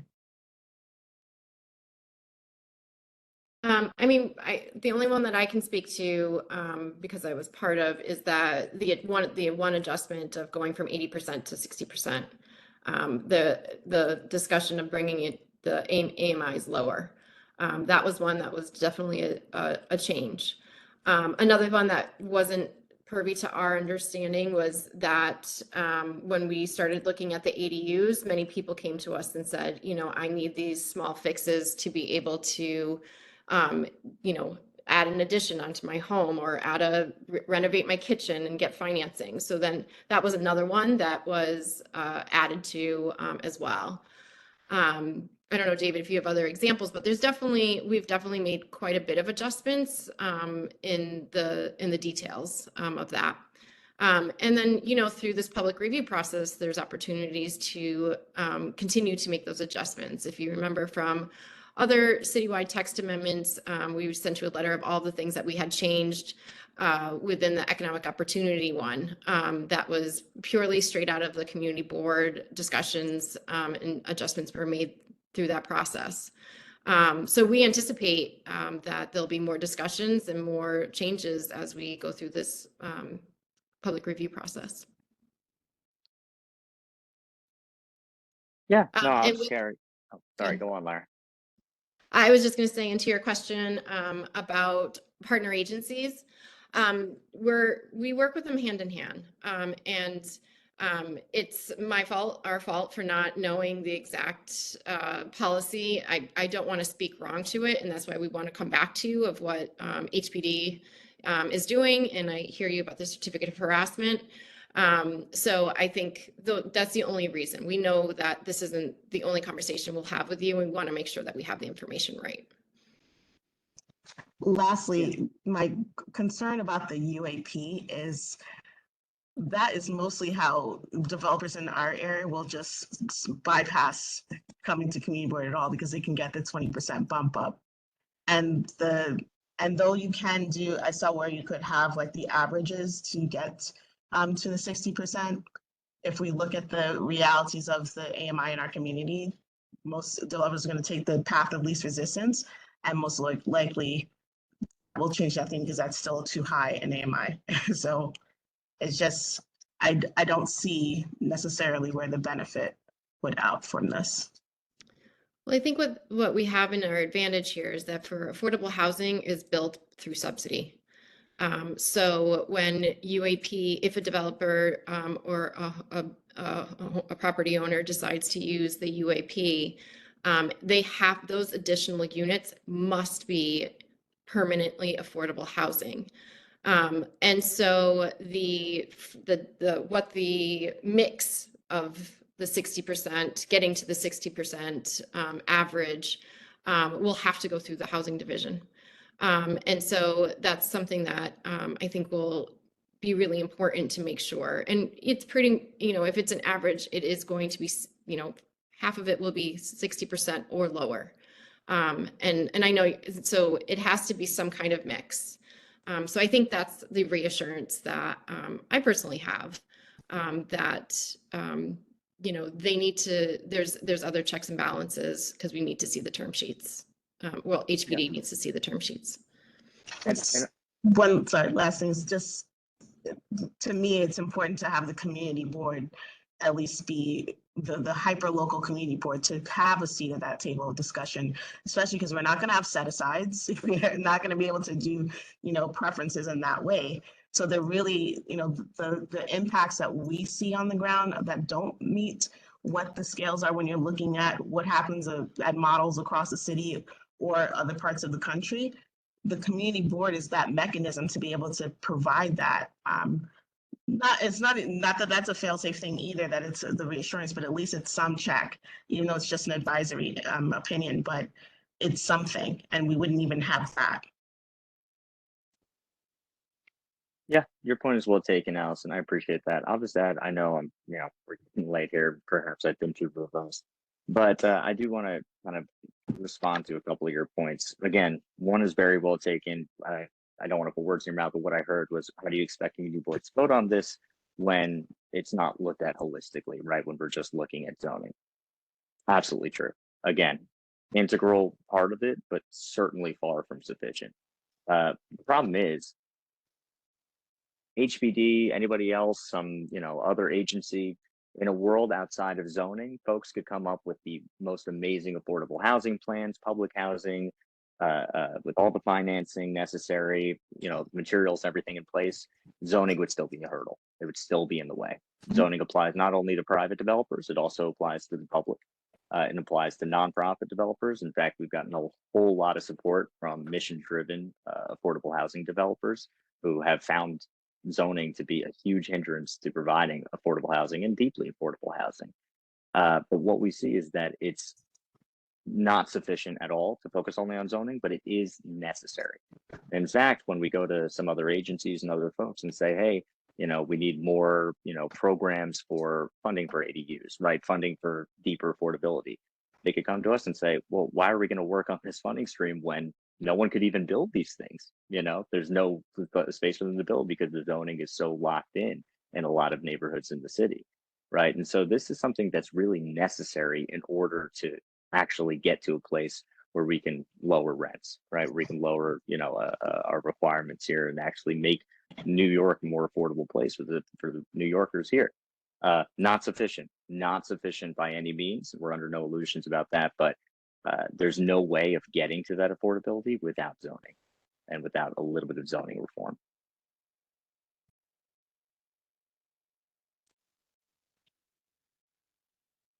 Oh, thank you. I guess, Ms. James, you have the last question of the evening. I see your hands.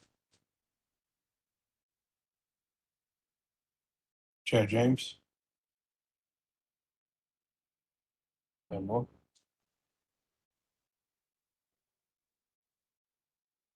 Sorry, I'm trying, sorry.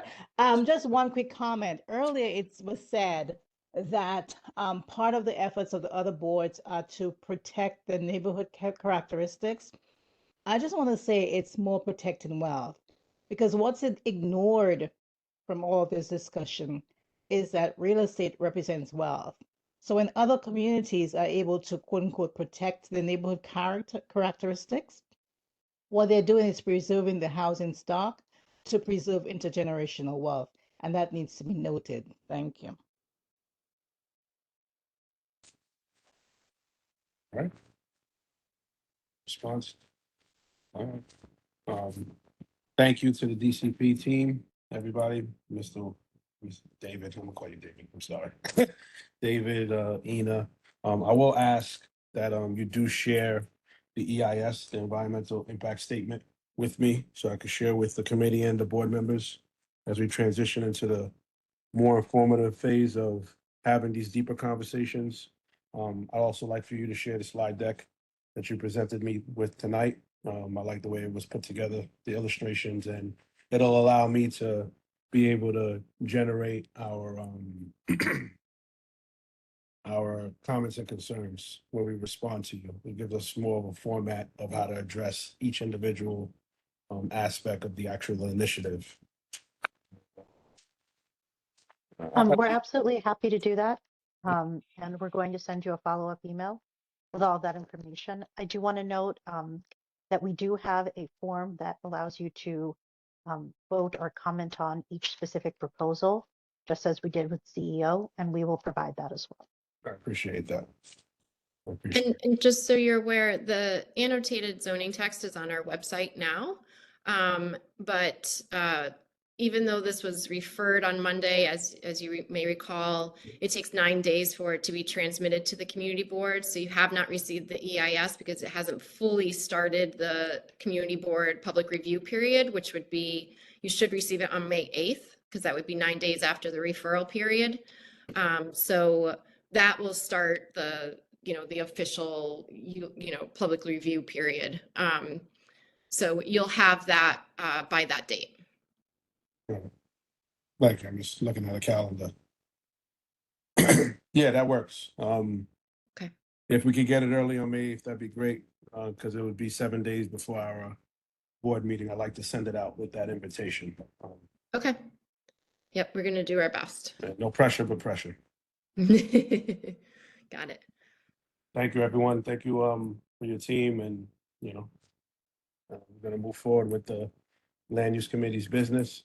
Look forward from hearing from you guys, and, when we receive the information, hopefully we see you in, 13 days at the general board. We look forward to it. And Thank please you. make sure to stay in touch with Ina with any other questions you may have. Sorry, Any Ina. changes, yeah, we'll probably have a list of questions that get developed here tonight. I'll make sure those get forwarded, so you'll be able to address them at the meeting.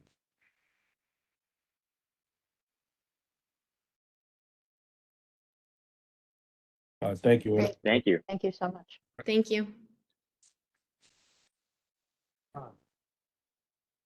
Let's see. In fairness. Art. I just want to say thanks to Chair Alfred for taking the lead and really being proactive with this. So thank you, Chair Alfred. I appreciate that. I do want to open the floor up for that discussion. I'm just counting quorum, which we don't have. Means we can't vote on the meeting minutes, which I don't believe were sent. So like I said, it was an error. We'll remedy that faction next month. I do want to open up the forum for us to have the discussions internally about what we witnessed. I still think someone from DCP is on the call. Yeah, I know. I was just waiting for them to exit. They've exited. I think she's gone. Yeah. All right. I think Can we really say what we feel now? let's give it 30 seconds. And let me get my notepad out. I know where we're headed. I want to speak on how we're gonna, as a committee, have our discussions internally. Obviously, you know that we need to have our opinion formed. It's informal. I hate the tight time schedule, but as she spoke about, we actually ahead of schedule based off of the time frame that they were actually allowing other community boards. I'd like to utilize the survey method we utilized before. I think that'll be much easier to do because there's less areas as in comparison to the EO. To be able to have comments and concerns and percentages and approvals, denials for each of the subject matters that we spoke on tonight. Everybody's in agreement with that. I'm gonna arrange that, but to have the most effective and the most to cast the widest net, I'm gonna have to have that as a QR code and have that on the screen at the general board meeting so everyone could participate. We need as much participation as possible.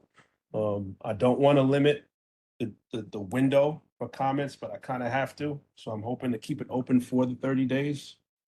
And possibly close it at the end or the beginning of the June meeting, just so I can have time to galvanize the information and generate the comment that reflects everybody, I thought that would be an easier process before, but things change when surveys get sent out.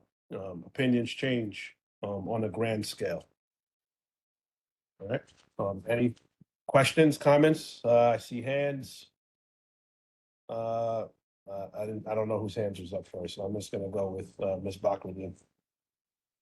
I wanted to call your attention that Councilmember Banks, Chief of Staff, is on. I don't know if we wanted to hear from him before we begin.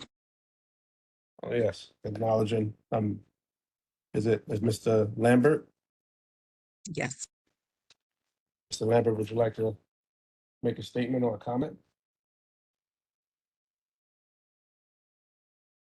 Can't see like that. So that's all. I apologize for this. I'm not a WebEx user, so I'm still getting used to things here. Yes, So, hi, it's Michael Lambert, Chief of Staff to Councilmember Chris Banks. Thank you for giving me the opportunity to sit in on this meeting on behalf of the council member who takes all the feedback and commentary coming back from all four of the community boards that touch upon District 42 incredibly seriously. I think that there were a lot of very valid concerns that were raised by the members of this committee. I don't know, how you then communicate this back to your general board, but we're trying to distill as much of this information as possible.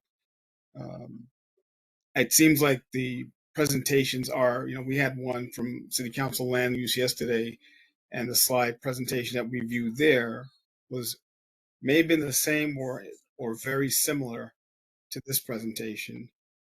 I know that there are a number of concerns that actually impact neighborhoods contextually. I think infrastructure, a lot of the same concerns that were expressed tonight, including some of the ones that were new, that I'll definitely make sure to flag those to the council member, have also been asked by the council member as he's talked to the various parties with regard to absorbing all this information, because it is quite a bit and it does impact every district a little bit differently, depending on where within the district you are. I thought the question about whether or not you could sell the ADU and some of the tax implications, that was pretty profound, because I think that was the first time I'd actually even heard that mentioned. So I'll be sure to definitely mention that to the council member as well. But again, so here's the observer to really just take your feedback back to Councilmember Banks, and look forward to continuing that dialogue and seeing how we can actually be as involved in this process at the community board level as possible. Thank you, Mr. Grant. Appreciate that. Chair James, your hands. Moving to my lower from before. Possibly. All right, Allison.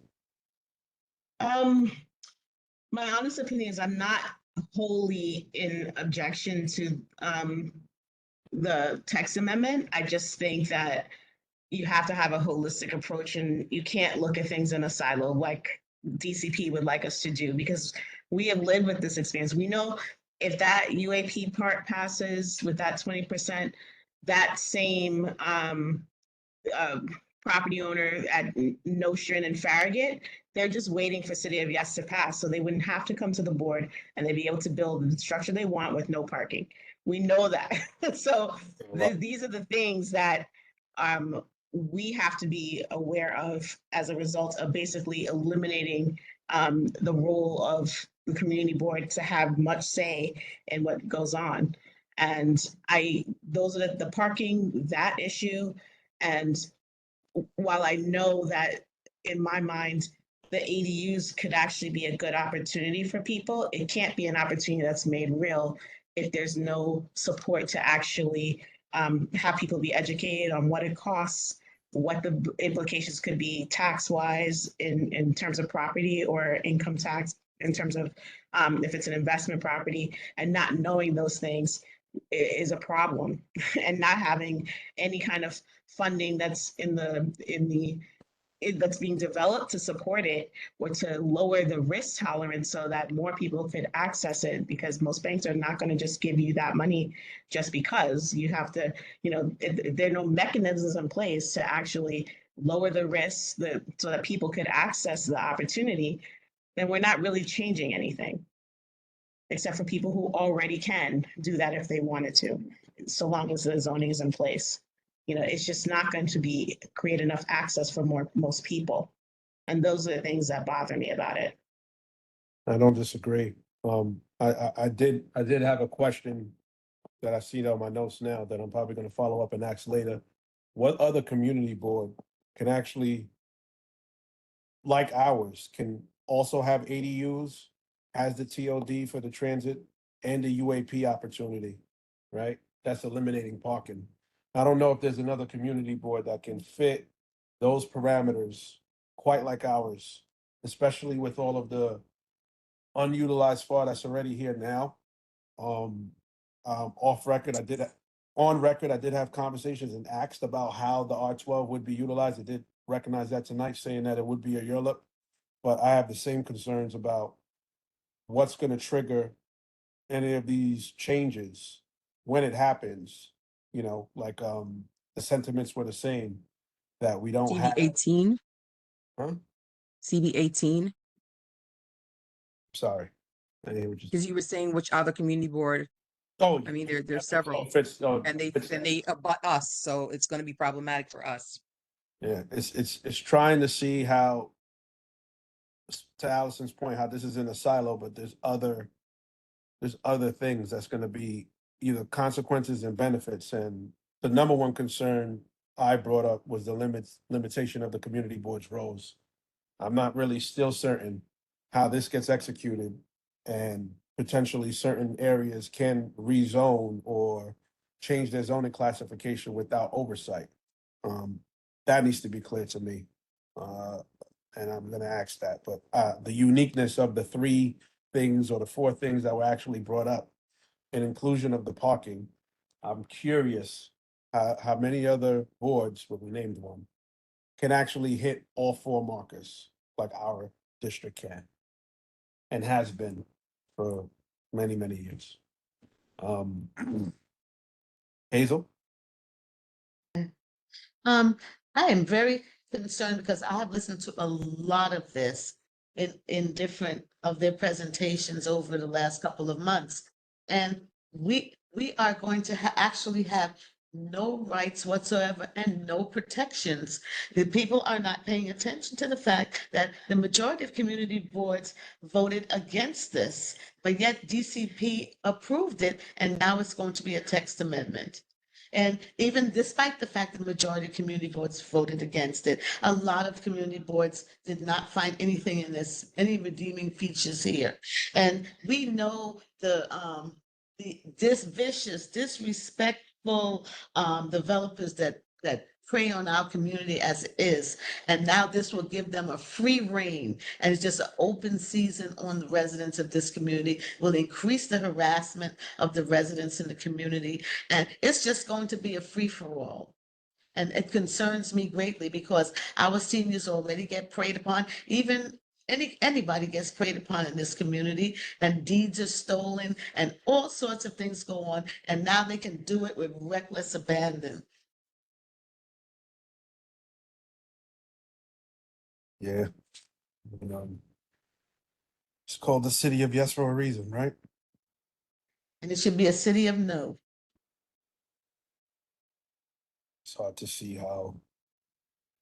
I'm sorry, I'm just reviewing my notes, just hitting it from top to bottom. It's hard to see how this doesn't explode into something grander, especially with the other things that are going on with EO, whether that passed or not, or all the other stuff that's happening. I mean, even the comment that was made from, excuse me, the last application we had was, that City of Yes is gonna allow this, when we didn't allow the parking to be passed.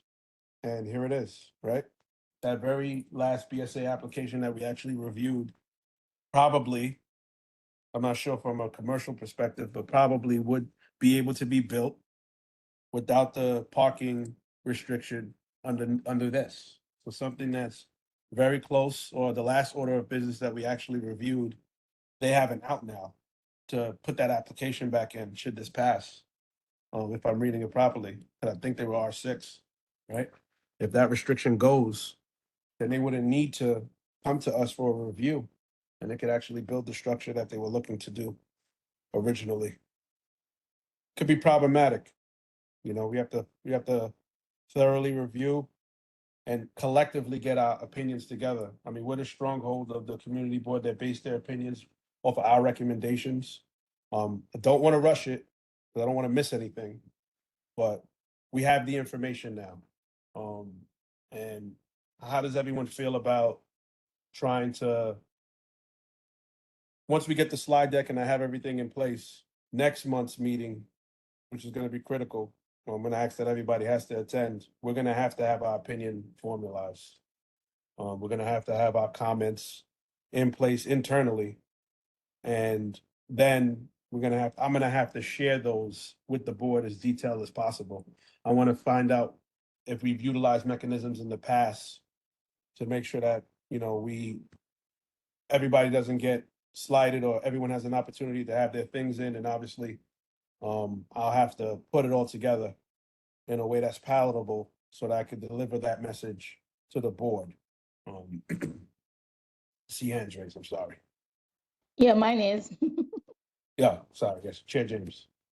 Yes, first of all, I just want to thank Michael, Chief of Staff Michael Lambert, for attending tonight. Mhm. I just personally want to thank him. I'm sure you will afterwards, but I think that's just so wonderful. We appreciate that. There was one sentence tonight which I think sums up everything.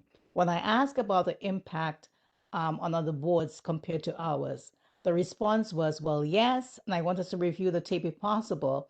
That, for example, in neighborhoods or community boards where there are restrictions on current developments, the most that they could possibly do is the ADUs.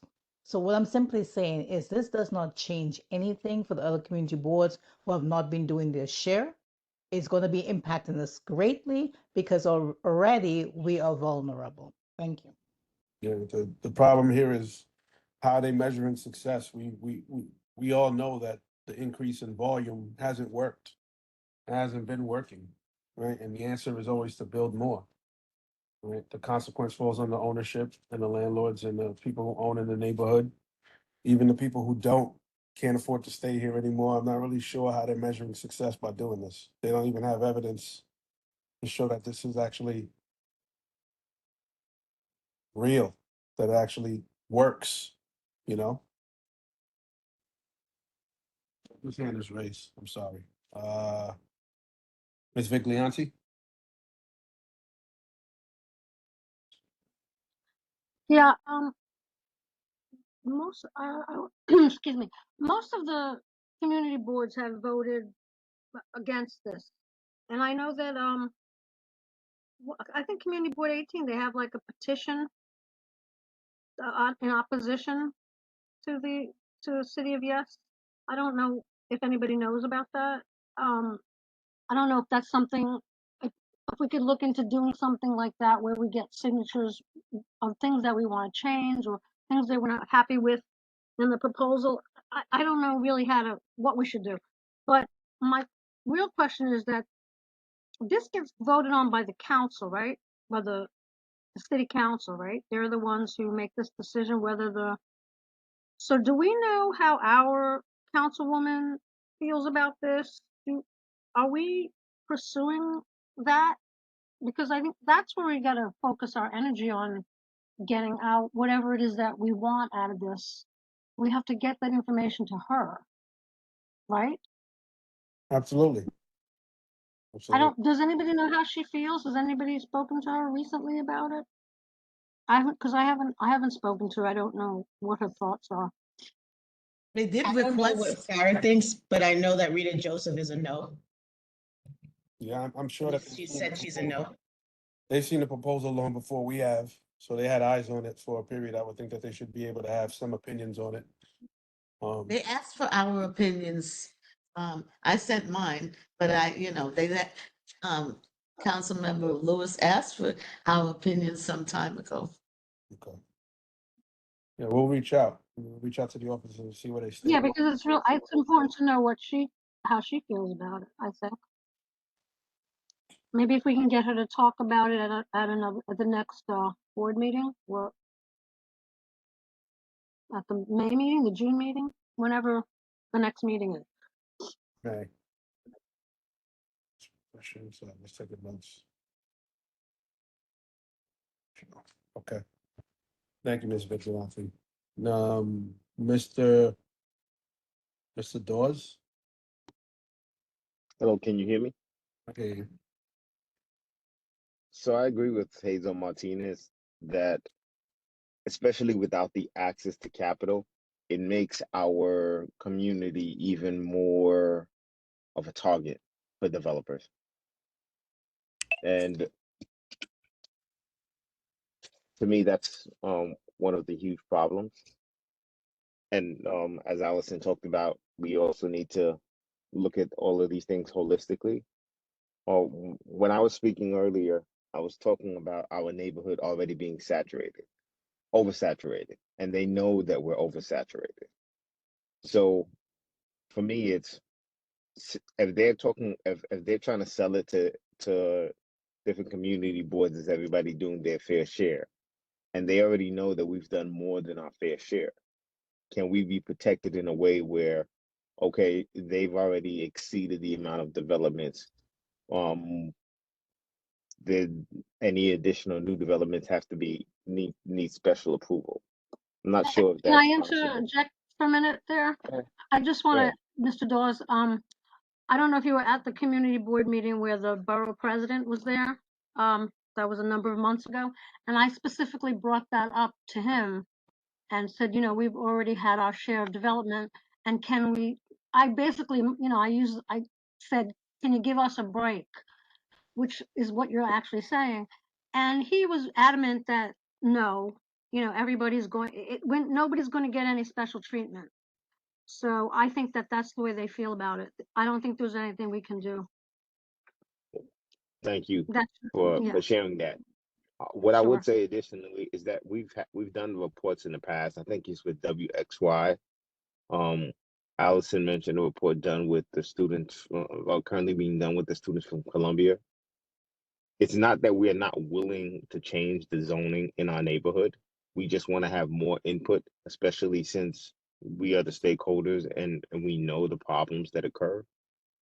Can we bring back up some of those reports and submit them again?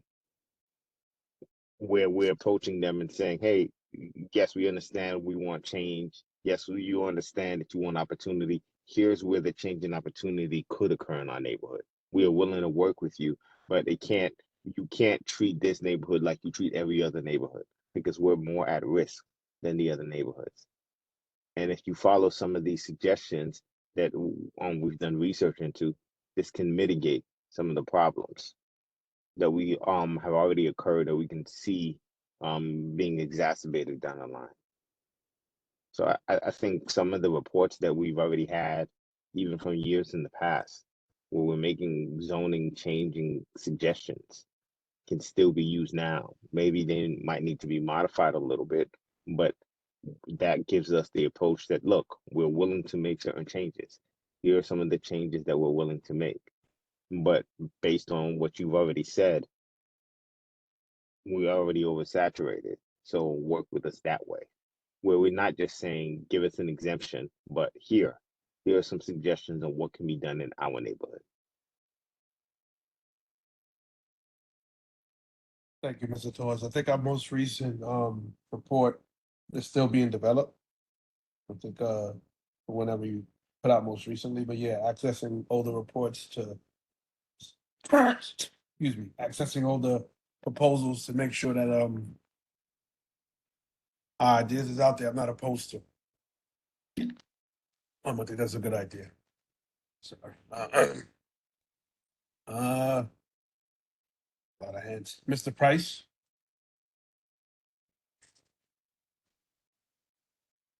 Evening, all. I've been listening on the phone since 8 o'clock, so I was only recently able to actually get online. So I didn't hear everything from the very beginning, and I apologize if I speak in a certain amount of ignorance, frankly. But some of the questions I wanted to ask were about affordability. This is just a couple comments. I wanted to ask in regard to affordability, if they had considered taking a community median income approach, as Crystal Hudson did in her district, versus an AMI approach, which is a federal measure. To Allison's point, I think that would help us in terms of thinking a bit more holistically about a central Brooklyn plan versus just our district on our own and in our own unique way. I also was wondering in regards to Allison's question about funding, if the concept of affordable, which I agree, I forget who said it might have been Hazel, said affordable almost doesn't mean much anymore because everybody makes it mean whatever they want it to mean. So to be clear, I will say workforce affordable.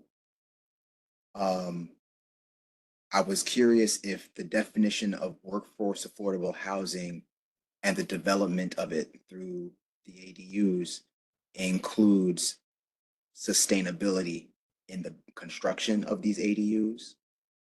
I'm also curious about the timeline, both what kind of population projections they're predicting, and also how long they think it will take for this housing plan to get implemented so that people are able to get into it. I also think it would be helpful if, instead of saying we've done our fair share, and perhaps this has already been done, again, I may be speaking in ignorance, if we could actually define fair share in terms of what we've done or what's happened here, as opposed to other communities in New York City with similar or relatively similar either population or geographical context or housing context or transit context and or all of the above. So that, because I find when you start putting numbers to things, people start going, oh wait, these people have a point and they've done their homework. So I don't know if that's ever been done, but I think that would be a really good idea for us in terms of defining what our fair share is. And I think my final thought would be, depending on how we define fair share. Allison, you said ADUs bring in somewhere around 6,000 units. Yes. So my question would be, depending on the definition of fair share, and depending on the alternative of what happens if we brought in bigger developers doing bigger projects, how much of our fair share would be accomplished by ADUs versus having these bigger developments, and what would be a reasonable mix that actually makes sense in the context of this community. My last thought is probably going to be unpopular, but I'm going to keep saying it. I also think, generally speaking, the situation has probably somewhat changed over the last 2 years because of all these migrants coming up. And I think that's something that we need to be conscious of and somewhat flexible about. It's not necessarily fair, but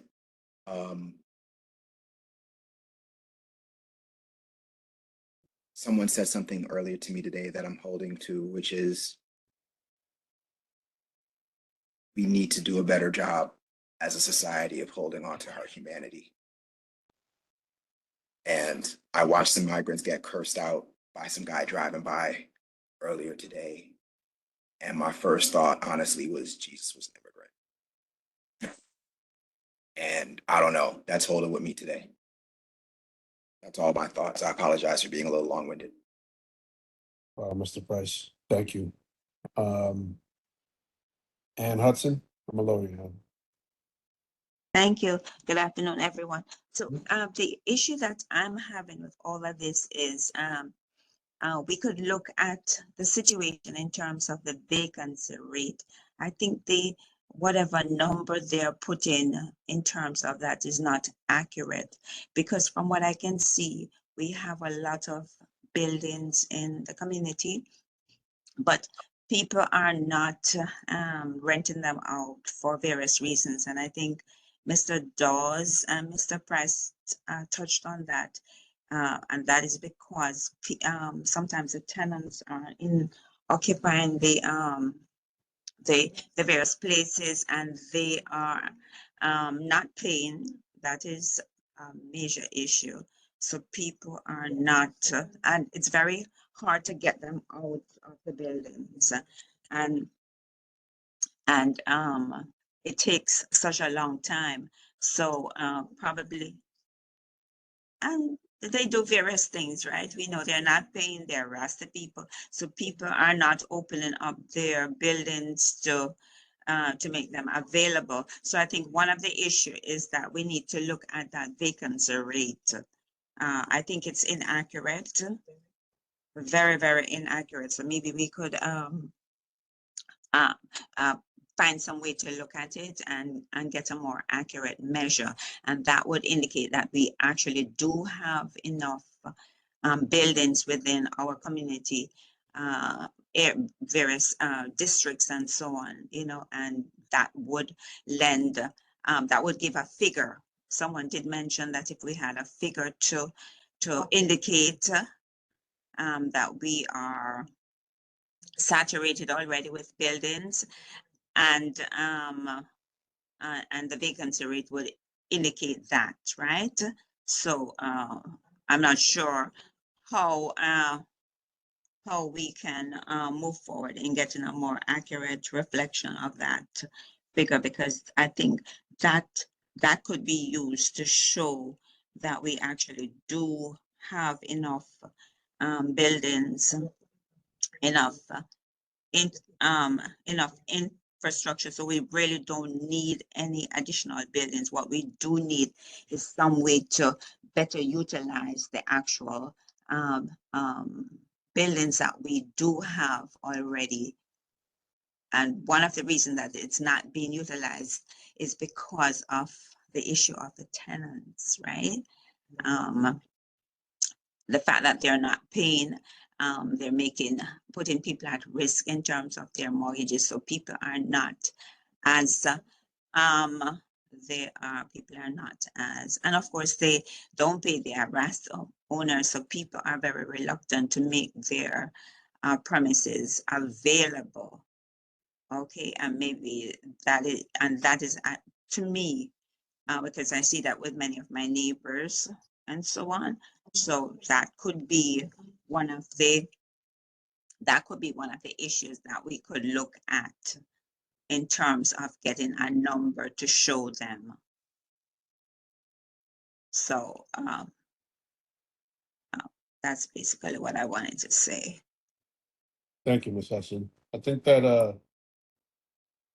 our zoning proposal has that data that everyone's referencing to show what our exposure is in comparison to the other community boards. I think it shows how the developments, I'm not sure where the data was pulled from off the top of my head, but I'm pretty sure I remember that there were data points that showed our exposure or our level of construction comparatively to our neighbors and other community boards throughout Brooklyn. So the data that we're looking for, we actually have it. It's been circulated. It's a part of our proposal. Yes, but I think it's not correct, right? Because Well, our data is not correct. Our data, I believe, is correct. You're saying that their vacancy rate is not correct. yes, their vacancy rate is not correct. That's what I'm saying.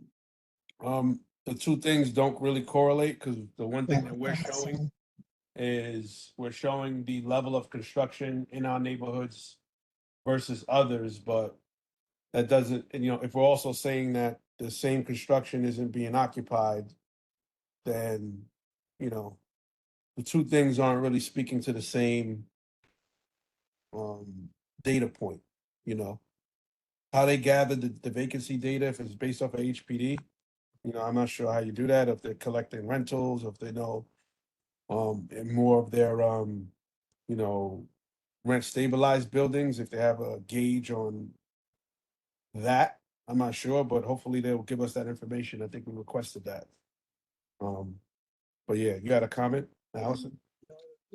That vacancy rate is citywide, so that's why it's not really comparable, because we're looking at, we know what the realities of what has been created here in terms of buildings and the transients because of the high rents. And we do know that a lot of people are not renting what would be naturally occurring affordable housing because of the inability to be able to get non-paying tenants out. So it's completely different data points. Okay, thank you. And if I could add to that very quickly, a lot of these new developments going up end up staying empty for longer because they're so expensive for what they're trying to get out of, what they're trying to extract from renters, that they end up being vacant longer than they expect. Exactly. Yeah, it's what they're doing is not working. The data is showing it's not working, but they're presenting the data as if it's something they're trying to repair. when they haven't even shown how their plan is remedying the issue now. I mean, they've, especially in our neighborhood, I really like a concentrated data point in our neighborhood that I wish that we could gather ourselves to show our vacancy rates, but I really need to try to pull the data from what they're using. You know, I'd hate to use our data point. I want to use the evidence that we can gather and push it against theirs, you know? That's why I asked the question that I did. Where are Yeah. you getting your data from? Because that's nowhere close to what we were experiencing. And ours specifically was the 127 and Brooklyn was the one. Exactly. Right? And all along New York Avenue as we speak.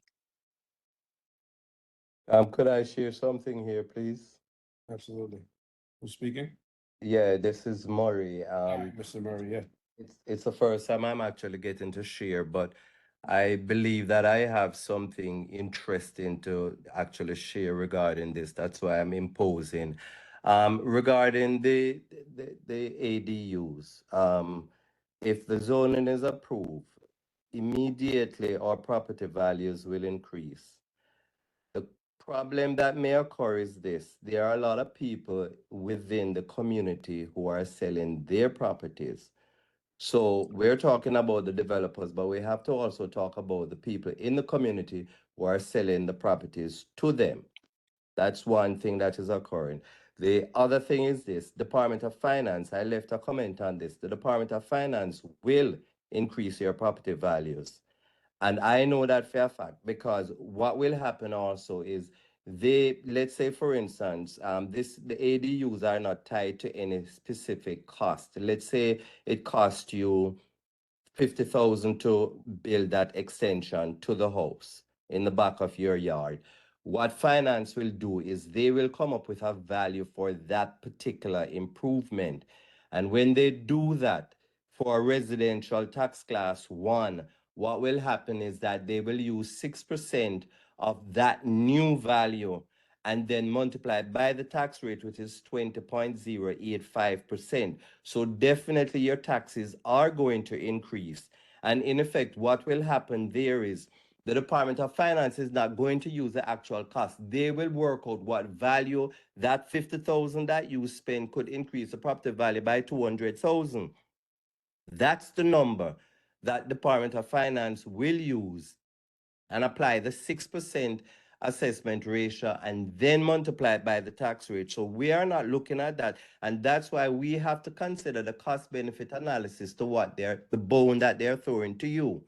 But the thing is, those people who will benefit if the zoning changes, and let's say my property value increases by 500,000, then a lot of us will be inclined to sell. And that's how the neighborhood is changing, because we are selling our properties. It's not just merely that the foreclosure rate may be high in the area, but it's that we're selling the properties to these people. And we have to consider the tax ramification. The other thing is the housing density is increasing tremendously.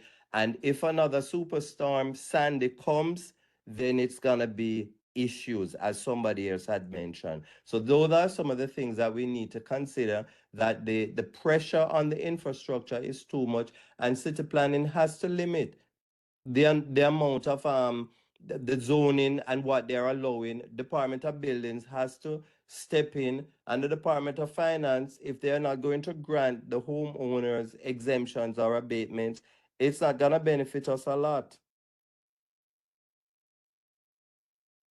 Thank you, Mr. Murray. Okay. Yeah, sorry, fighting something here. Appreciate the information you provided. It speaks to what Allison's been saying for a while. Everything from these proposals have been given to us through a silo. They gave you the EO and the silo. We knew that housing was coming. We didn't have some of us had some idea of what it was going to be, some changes, but ultimately the other agencies, kind of step back and don't really give their, give their opinions or give their enforcement of what's going to happen when these things actually happen. Those questions are important. We have to make sure that these questions get put on the agency that's in front of us and make them internally go back to their interagencies and come back with the appropriate answers. right? We shouldn't have to guess on what's going to happen when they do something here and the effect happens somewhere else. I mean, I think that's ridiculous, you know?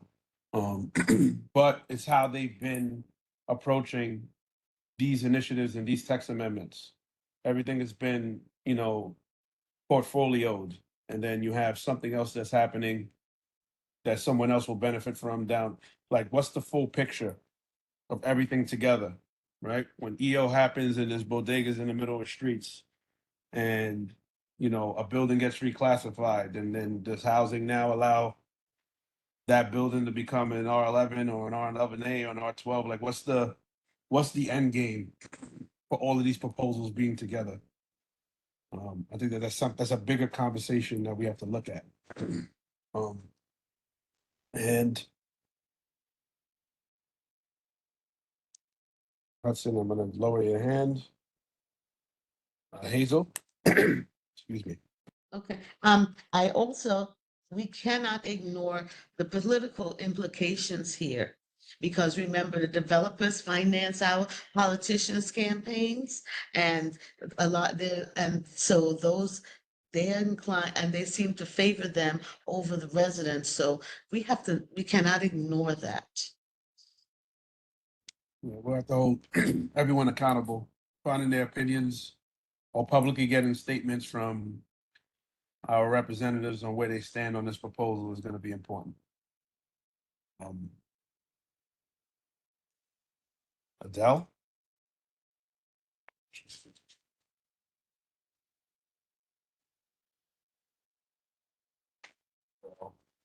For Allison? Yes. Oh, Can you hear me? yeah, I can hear you now. Yeah, what I was going to say is it would be a wonderful thing, and I agree with Hazel, if we could learn the playbook, their playbook, and this way we know how they're going to come at us. Because she's right. The politicians, they don't vote our way. They vote against us, even though we put them in these positions. We need to remind them who they really work for. And if not, well, they need to be replaced quickly. But it would be a great idea if we can learn their playbook and how they're coming at us. Like you said, they're not telling us. They're showing us, oh, go do your basement. It's a wonderful thing. Go do this, go do that. But when that comes, it comes with a cost, a heavy one. And it comes after the fact. We need to be cognizant of this and be very, very careful. That's all I had to say. Thank you. Thank you, Ms. Bennett. Allison? I think what irritates me is that this is not the first time that I've asked a DCP rep in their call to if they've gotten any feedback yet from Department of Finance or the federal government or the IRS about what the tax treatment would be and those implications, because they matter. And what we don't want is the people to get excited, create something, build, and then they end up with a tax lien or something else and have no idea that this is now an investment property, which gets different tax treatment, different percentages, and has to be accounted for differently. Like that is, and it's not like this is the first conversation, so we still don't have any feedback yet. They want people to just, without enough information, just say yes to these things, and it doesn't make any sense. It's been months since that question has been asked in many different forums and no response that's legitimate at this point. And what we try to do with the Columbia Student Studio that we have is to create, if this does go through, create like a ADU toolkit for our community. So you could just take away some of the guesswork in terms of having like, here's some model ADUs, what the cost would be for the structure itself, financing and all that. We don't know what the insurance impacts would be. We don't know the tax impacts, and we can't get that information. So it would still have to be developed further once we get some more of that information is decided. But like cloaking all of that from the communities that will be impacted the most by it doesn't make any sense to me. And we've been telling them that this is not the approach that works. Well, Alison, let me just pitch this in. The reason why I shared what I shared, it's 2 years ago since I retired from the assessment office. I was one of those people who exactly what I just told you, that's exactly what's gonna happen regarding upping the value, and then the taxes are gonna go right back to the city, and then you are gonna lose your benefits in terms of what you expected to have made on that improvement. So that's how it works, and it just takes away from the regular landlords. I think I need to connect with you offline, just email I know you. you would. That's why I kept that secret first. Kevin and Simon, thank you, Mr. Murray. Yeah. Ms. Viglianti?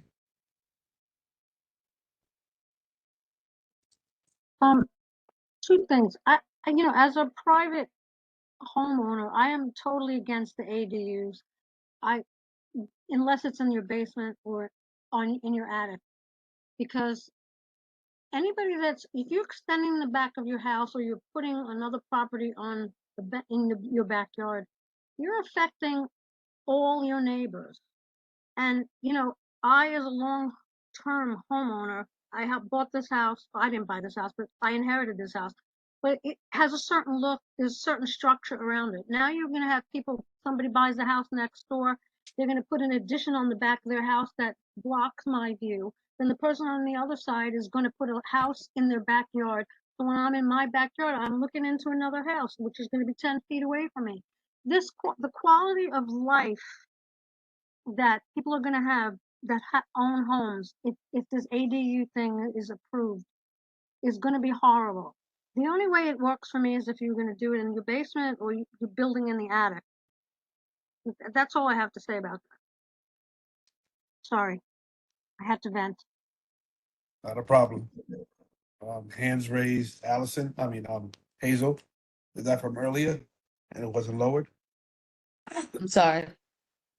I was just gonna say though, if that ADU piece, even though I may want to put that in my backyard, if that was really about providing affordable housing, then they should have put a limit on how much you could actually rent. They already said you can only be 800 square feet. So then why wouldn't they put like an income restriction on it if the goal is to actually create affordable housing for people?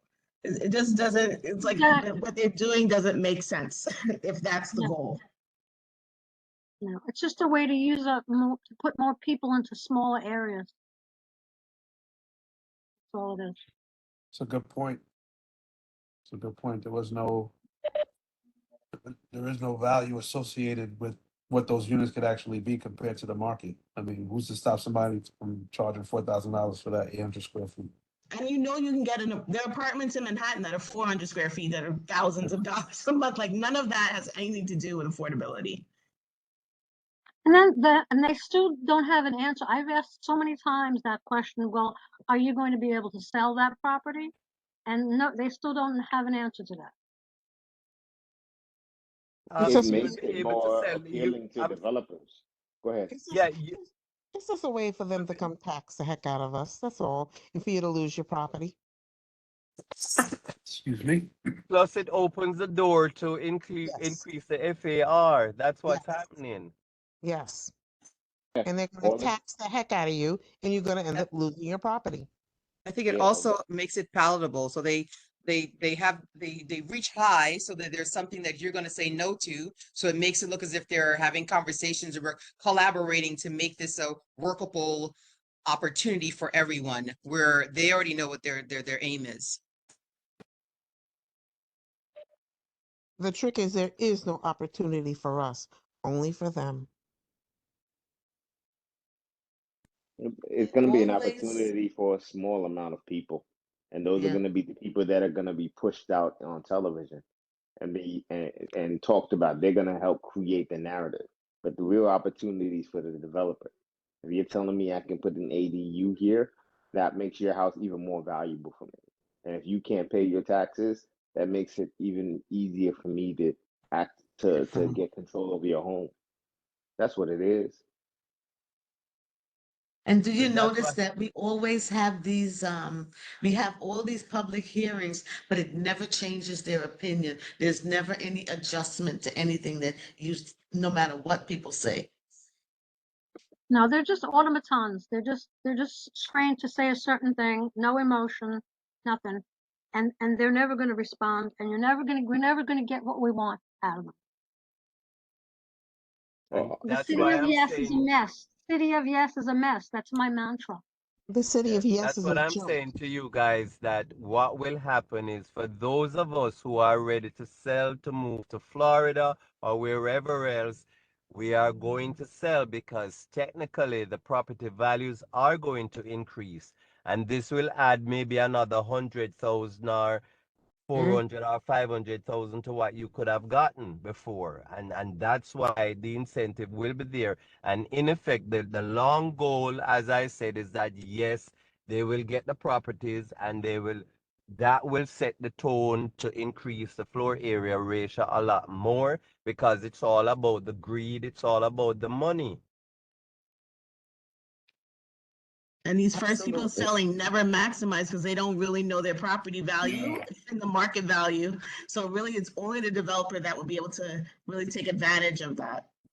Because most people don't know how to calculate that anyway. Yeah, people don't know how to leverage their asset to utilize it to get certain things.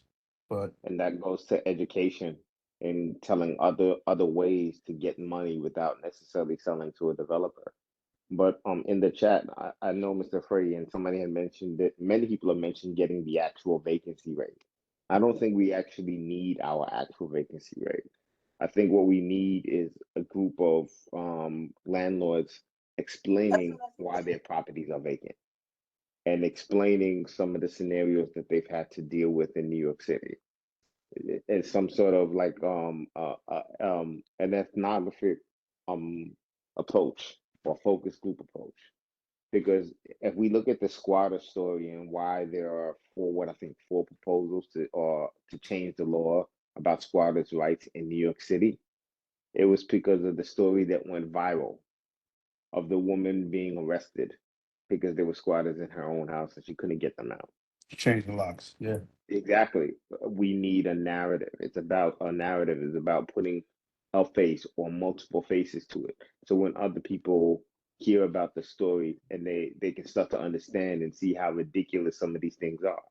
So we don't necessarily need the full vacancy rate. We just need people to explain, hey, wouldn't it make sense for you to rent this out? Why are you choosing not to rent this out? And if we have even like 4 or 5 stories of maybe people willing to go on videos or people willing to give quotes, that can be the narrative that we can present. It's We like when just, go ahead. I was just gonna say, we just have to be a little careful about that, only because technically that is the one time when if you have a 1 or 2 family, you have to actually register with HPD is when you keep them unoccupied. So like you can still tell a story, but I wouldn't want people to be tied to specific addresses because then they can subject themselves to that. Of course, we have to protect the people. Think about the people that were trying to save Airbnb. They were targeted by the city. So you're Yeah, right. We have to protect the people. yeah, that's true. So in closing, it's getting late. Um, we have a lot to discuss on the subject matter. The city of yes is a mess. I'm writing that right now. Yeah, I the guess city of yes is a lie. so. Wait for the packages. The annotated text amendment that went out without invitation is there. I want the slide presentation distributed to everybody once that comes in our possession, along with the EIS. We have their presentation, but now we know we digest and we'll look at that information, gather our questions, and prepare ourselves for what we know is coming. But all we could do is make our comments and concerns, forward and forward, and it's just a sad thing that we have to constantly do this in silos with everything. It's just it's kind of annoying, to be honest. Because why not present it all together? Holistically, the whole thing could probably have made sense presented together. the set asides and the gives for this one and that one could have made sense, but they don't do it that way. They want to try to slide this piece in, slide that piece in. And again, like we've all been saying, what's the long-term goal? We all know what that is. Yeah, to get rid of us. But to close the door, not close the door, but in the interest of everybody's time, we'll follow up. Just look out in the communications, and we'll get the information out there. And I'll be in contact with multiple people on this call to try to get the best avenue to gather our information together, to make sure no one gets left out. All right? Cool with that? Excellent. Sounds. Lot to think about. Then we have moving on in business, unfinished business. We have any unfinished business? Well, this is all unfinished business, isn't it? Yeah. It's kind of new business and unfinished business at the same time. I mean, we dedicated the meeting to it. But just for formality reasons, I'm just going through it. I've got a quick question. What's So up? do I. To unfinished business. Was anybody able to make it to Darlene Mealy's Community Advisory Board on Saturday? Saturday that passed. No, but I spoke with her. Oh, you did? Yeah. She came to the precinct council meeting. We had a nice little long talk chat. That's it. Yeah. Okay. I feel like But that's more than we've had in a minute. Yeah, well, yeah, I know. I was shocked to see her. I spoke said, with it "Wow." too. I said, wow, the dead has arisen. I spoke with it too. We'll see. Yeah. Any other unfinished business? Oh, yes, I have a question. What happened to East 98th Street? The developers never came back to follow up on the proposal that they gave, you know? Not to say that it's not happening. It's probably still gonna happen, but they're probably waiting for something like. Waiting for City of Yes. They're waiting for Yeah, that to no, I'm happen. just- I'm Exactly just- right. That's what I they're didn't waiting wanna- for. Yeah, I didn't wanna, that's a layup to see that they're probably waiting for something like this to fall through so that they don't have to ask for as much or have as many requirements, right? Like the parking and et cetera. Why not wait? But yeah, there hasn't been any movement as far as those conversations. They haven't reached out. And I think after seeing something like this, I think we know why. Mm-hmm. And oh yeah, I see that there's a lot of development and building going on the corner of Church and Rogers. Yeah, That yeah. project is pushing through. And Yeah. there's another project on the opposite side also going through. Yeah, I passed by there. I see what you're seeing, but Did we get any information on that? we'll find out what's being built at a minimum, but I'm pretty sure that it's another zoning problem. Yeah. I'm pretty Hey, sure. does anybody know yet? Oh, I'm sorry. I didn't mean to interrupt you.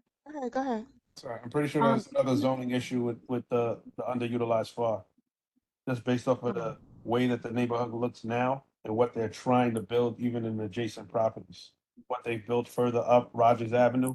Yes, I they've wouldn't been have on thought, every corner. I wouldn't have thought that any of those things would have been allowed over there, but start looking at a zoning map and what's actually permissible, Mm-hmm. and what's actually or what the end game was probably originally, those many years ago when the redlining was there, but when you couldn't actually fill the neighborhoods in, you made more dense areas, right? In a pocket to later turn them into metropolises. I mean, I think that's the idea. Wow. We're just What living about in it. Huh? what about the property near Rogers and Veronica? Because there's something going up there too, just across the street from the other one that just went up. I drove by there. I didn't have that particular thing, but there was a lot going on. But I'll try to see if I could. I have pictures of a few permits, but I don't know about that one. Rogers and Veronica, you said? Yeah, right on the corner of Veronica, it's right up in between Rogers, right over there in Veronica. I said, what the heck are they building now? The green boards are up and the buildings are down. See if they got some demolition. Well, if they got the demolition permit, that's one thing. Oh, it's But until empty, it's gone. yeah, until they file, you really don't know I saw what no they have. permits. I went through it, I saw no permits, nothing. Yeah, they got the demo Does, permit. does anybody know about the school on Avenue D that's closing? Little Flower? No. No. Yeah, I'm just wondering, because that could be another possible, like if the church sells that property, what's gonna go up there? Uh-oh. They're closing at the end of the school year. What's the location of the school? Little Flower, Fort Avenue D, 46, East 46. It's Saint Therese. St. Oh, yeah. Therese, Gotta St. watch Catherine, out. Gotta St. watch Therese. out.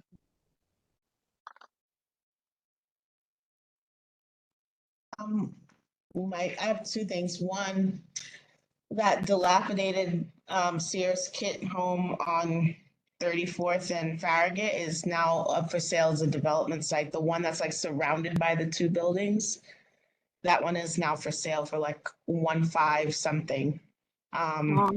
Yeah. And the other question I have is if the board has been in touch with Clipper Equity or Realty, whichever entity is responsible for the Sears projects, and at least the part that's in our district, because they have not been in good communication at all with the larger piece that's in CB14, but I don't know if CB17 is engaging at all as it should be. My last engagement was actually went through our council member Joseph. I don't know if we actually got a response. But the side on the other side, I think is Farah. You saying the Sears side? No, not the Sears side, the side of the tire store that was Sears, that side is Farah. Yeah, I thought we figured that out, that I was actually Is Rita. Rita too? I think it is. I think it is. Because we drafted a letter, and sent it to her. Okay. I think that we figured out that it was. So it's all I think it with is. Rita. I think it So is. what is, I guess, what did you get a response back or anything about No. what engagement is going to happen or not? Because since they're not trying to build past the R7 they don't have to actually come to the board for anything, but there still should be some conversation, especially because they said they were looking, for ideas about what could go in to the different spaces. I have to follow up with the board office. I didn't receive anything that said that there was a response to our letter. I don't believe there was. It was trying to utilize Councilmember Joseph's office to facilitate that conversation, being that she may have contacts that we weren't privy to. There's honestly no reason for them to communicate with us at the time, but we did write a letter and send it. So I will follow up. Okay. Not what that's about. All right. We come first, not the developers. Notes.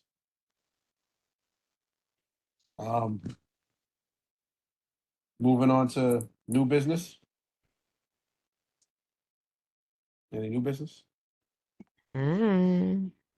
I think we had our new business, our share of it today. All right, can anybody make a motion to adjourn? Oh, Lord. Joan Alexander Bakardine moves to adjourn the meeting at 10:23 p.m. Joan Erskine seconds it. Motion been moved and properly seconded. We want to have a good evening. Look out in your communications and emails. Okay. Meeting's adjourned, and it was a lot. Good night, everybody. Thank you for your time and dedication. I struggled to get through that one. My fault. Good Thank you. night, everyone.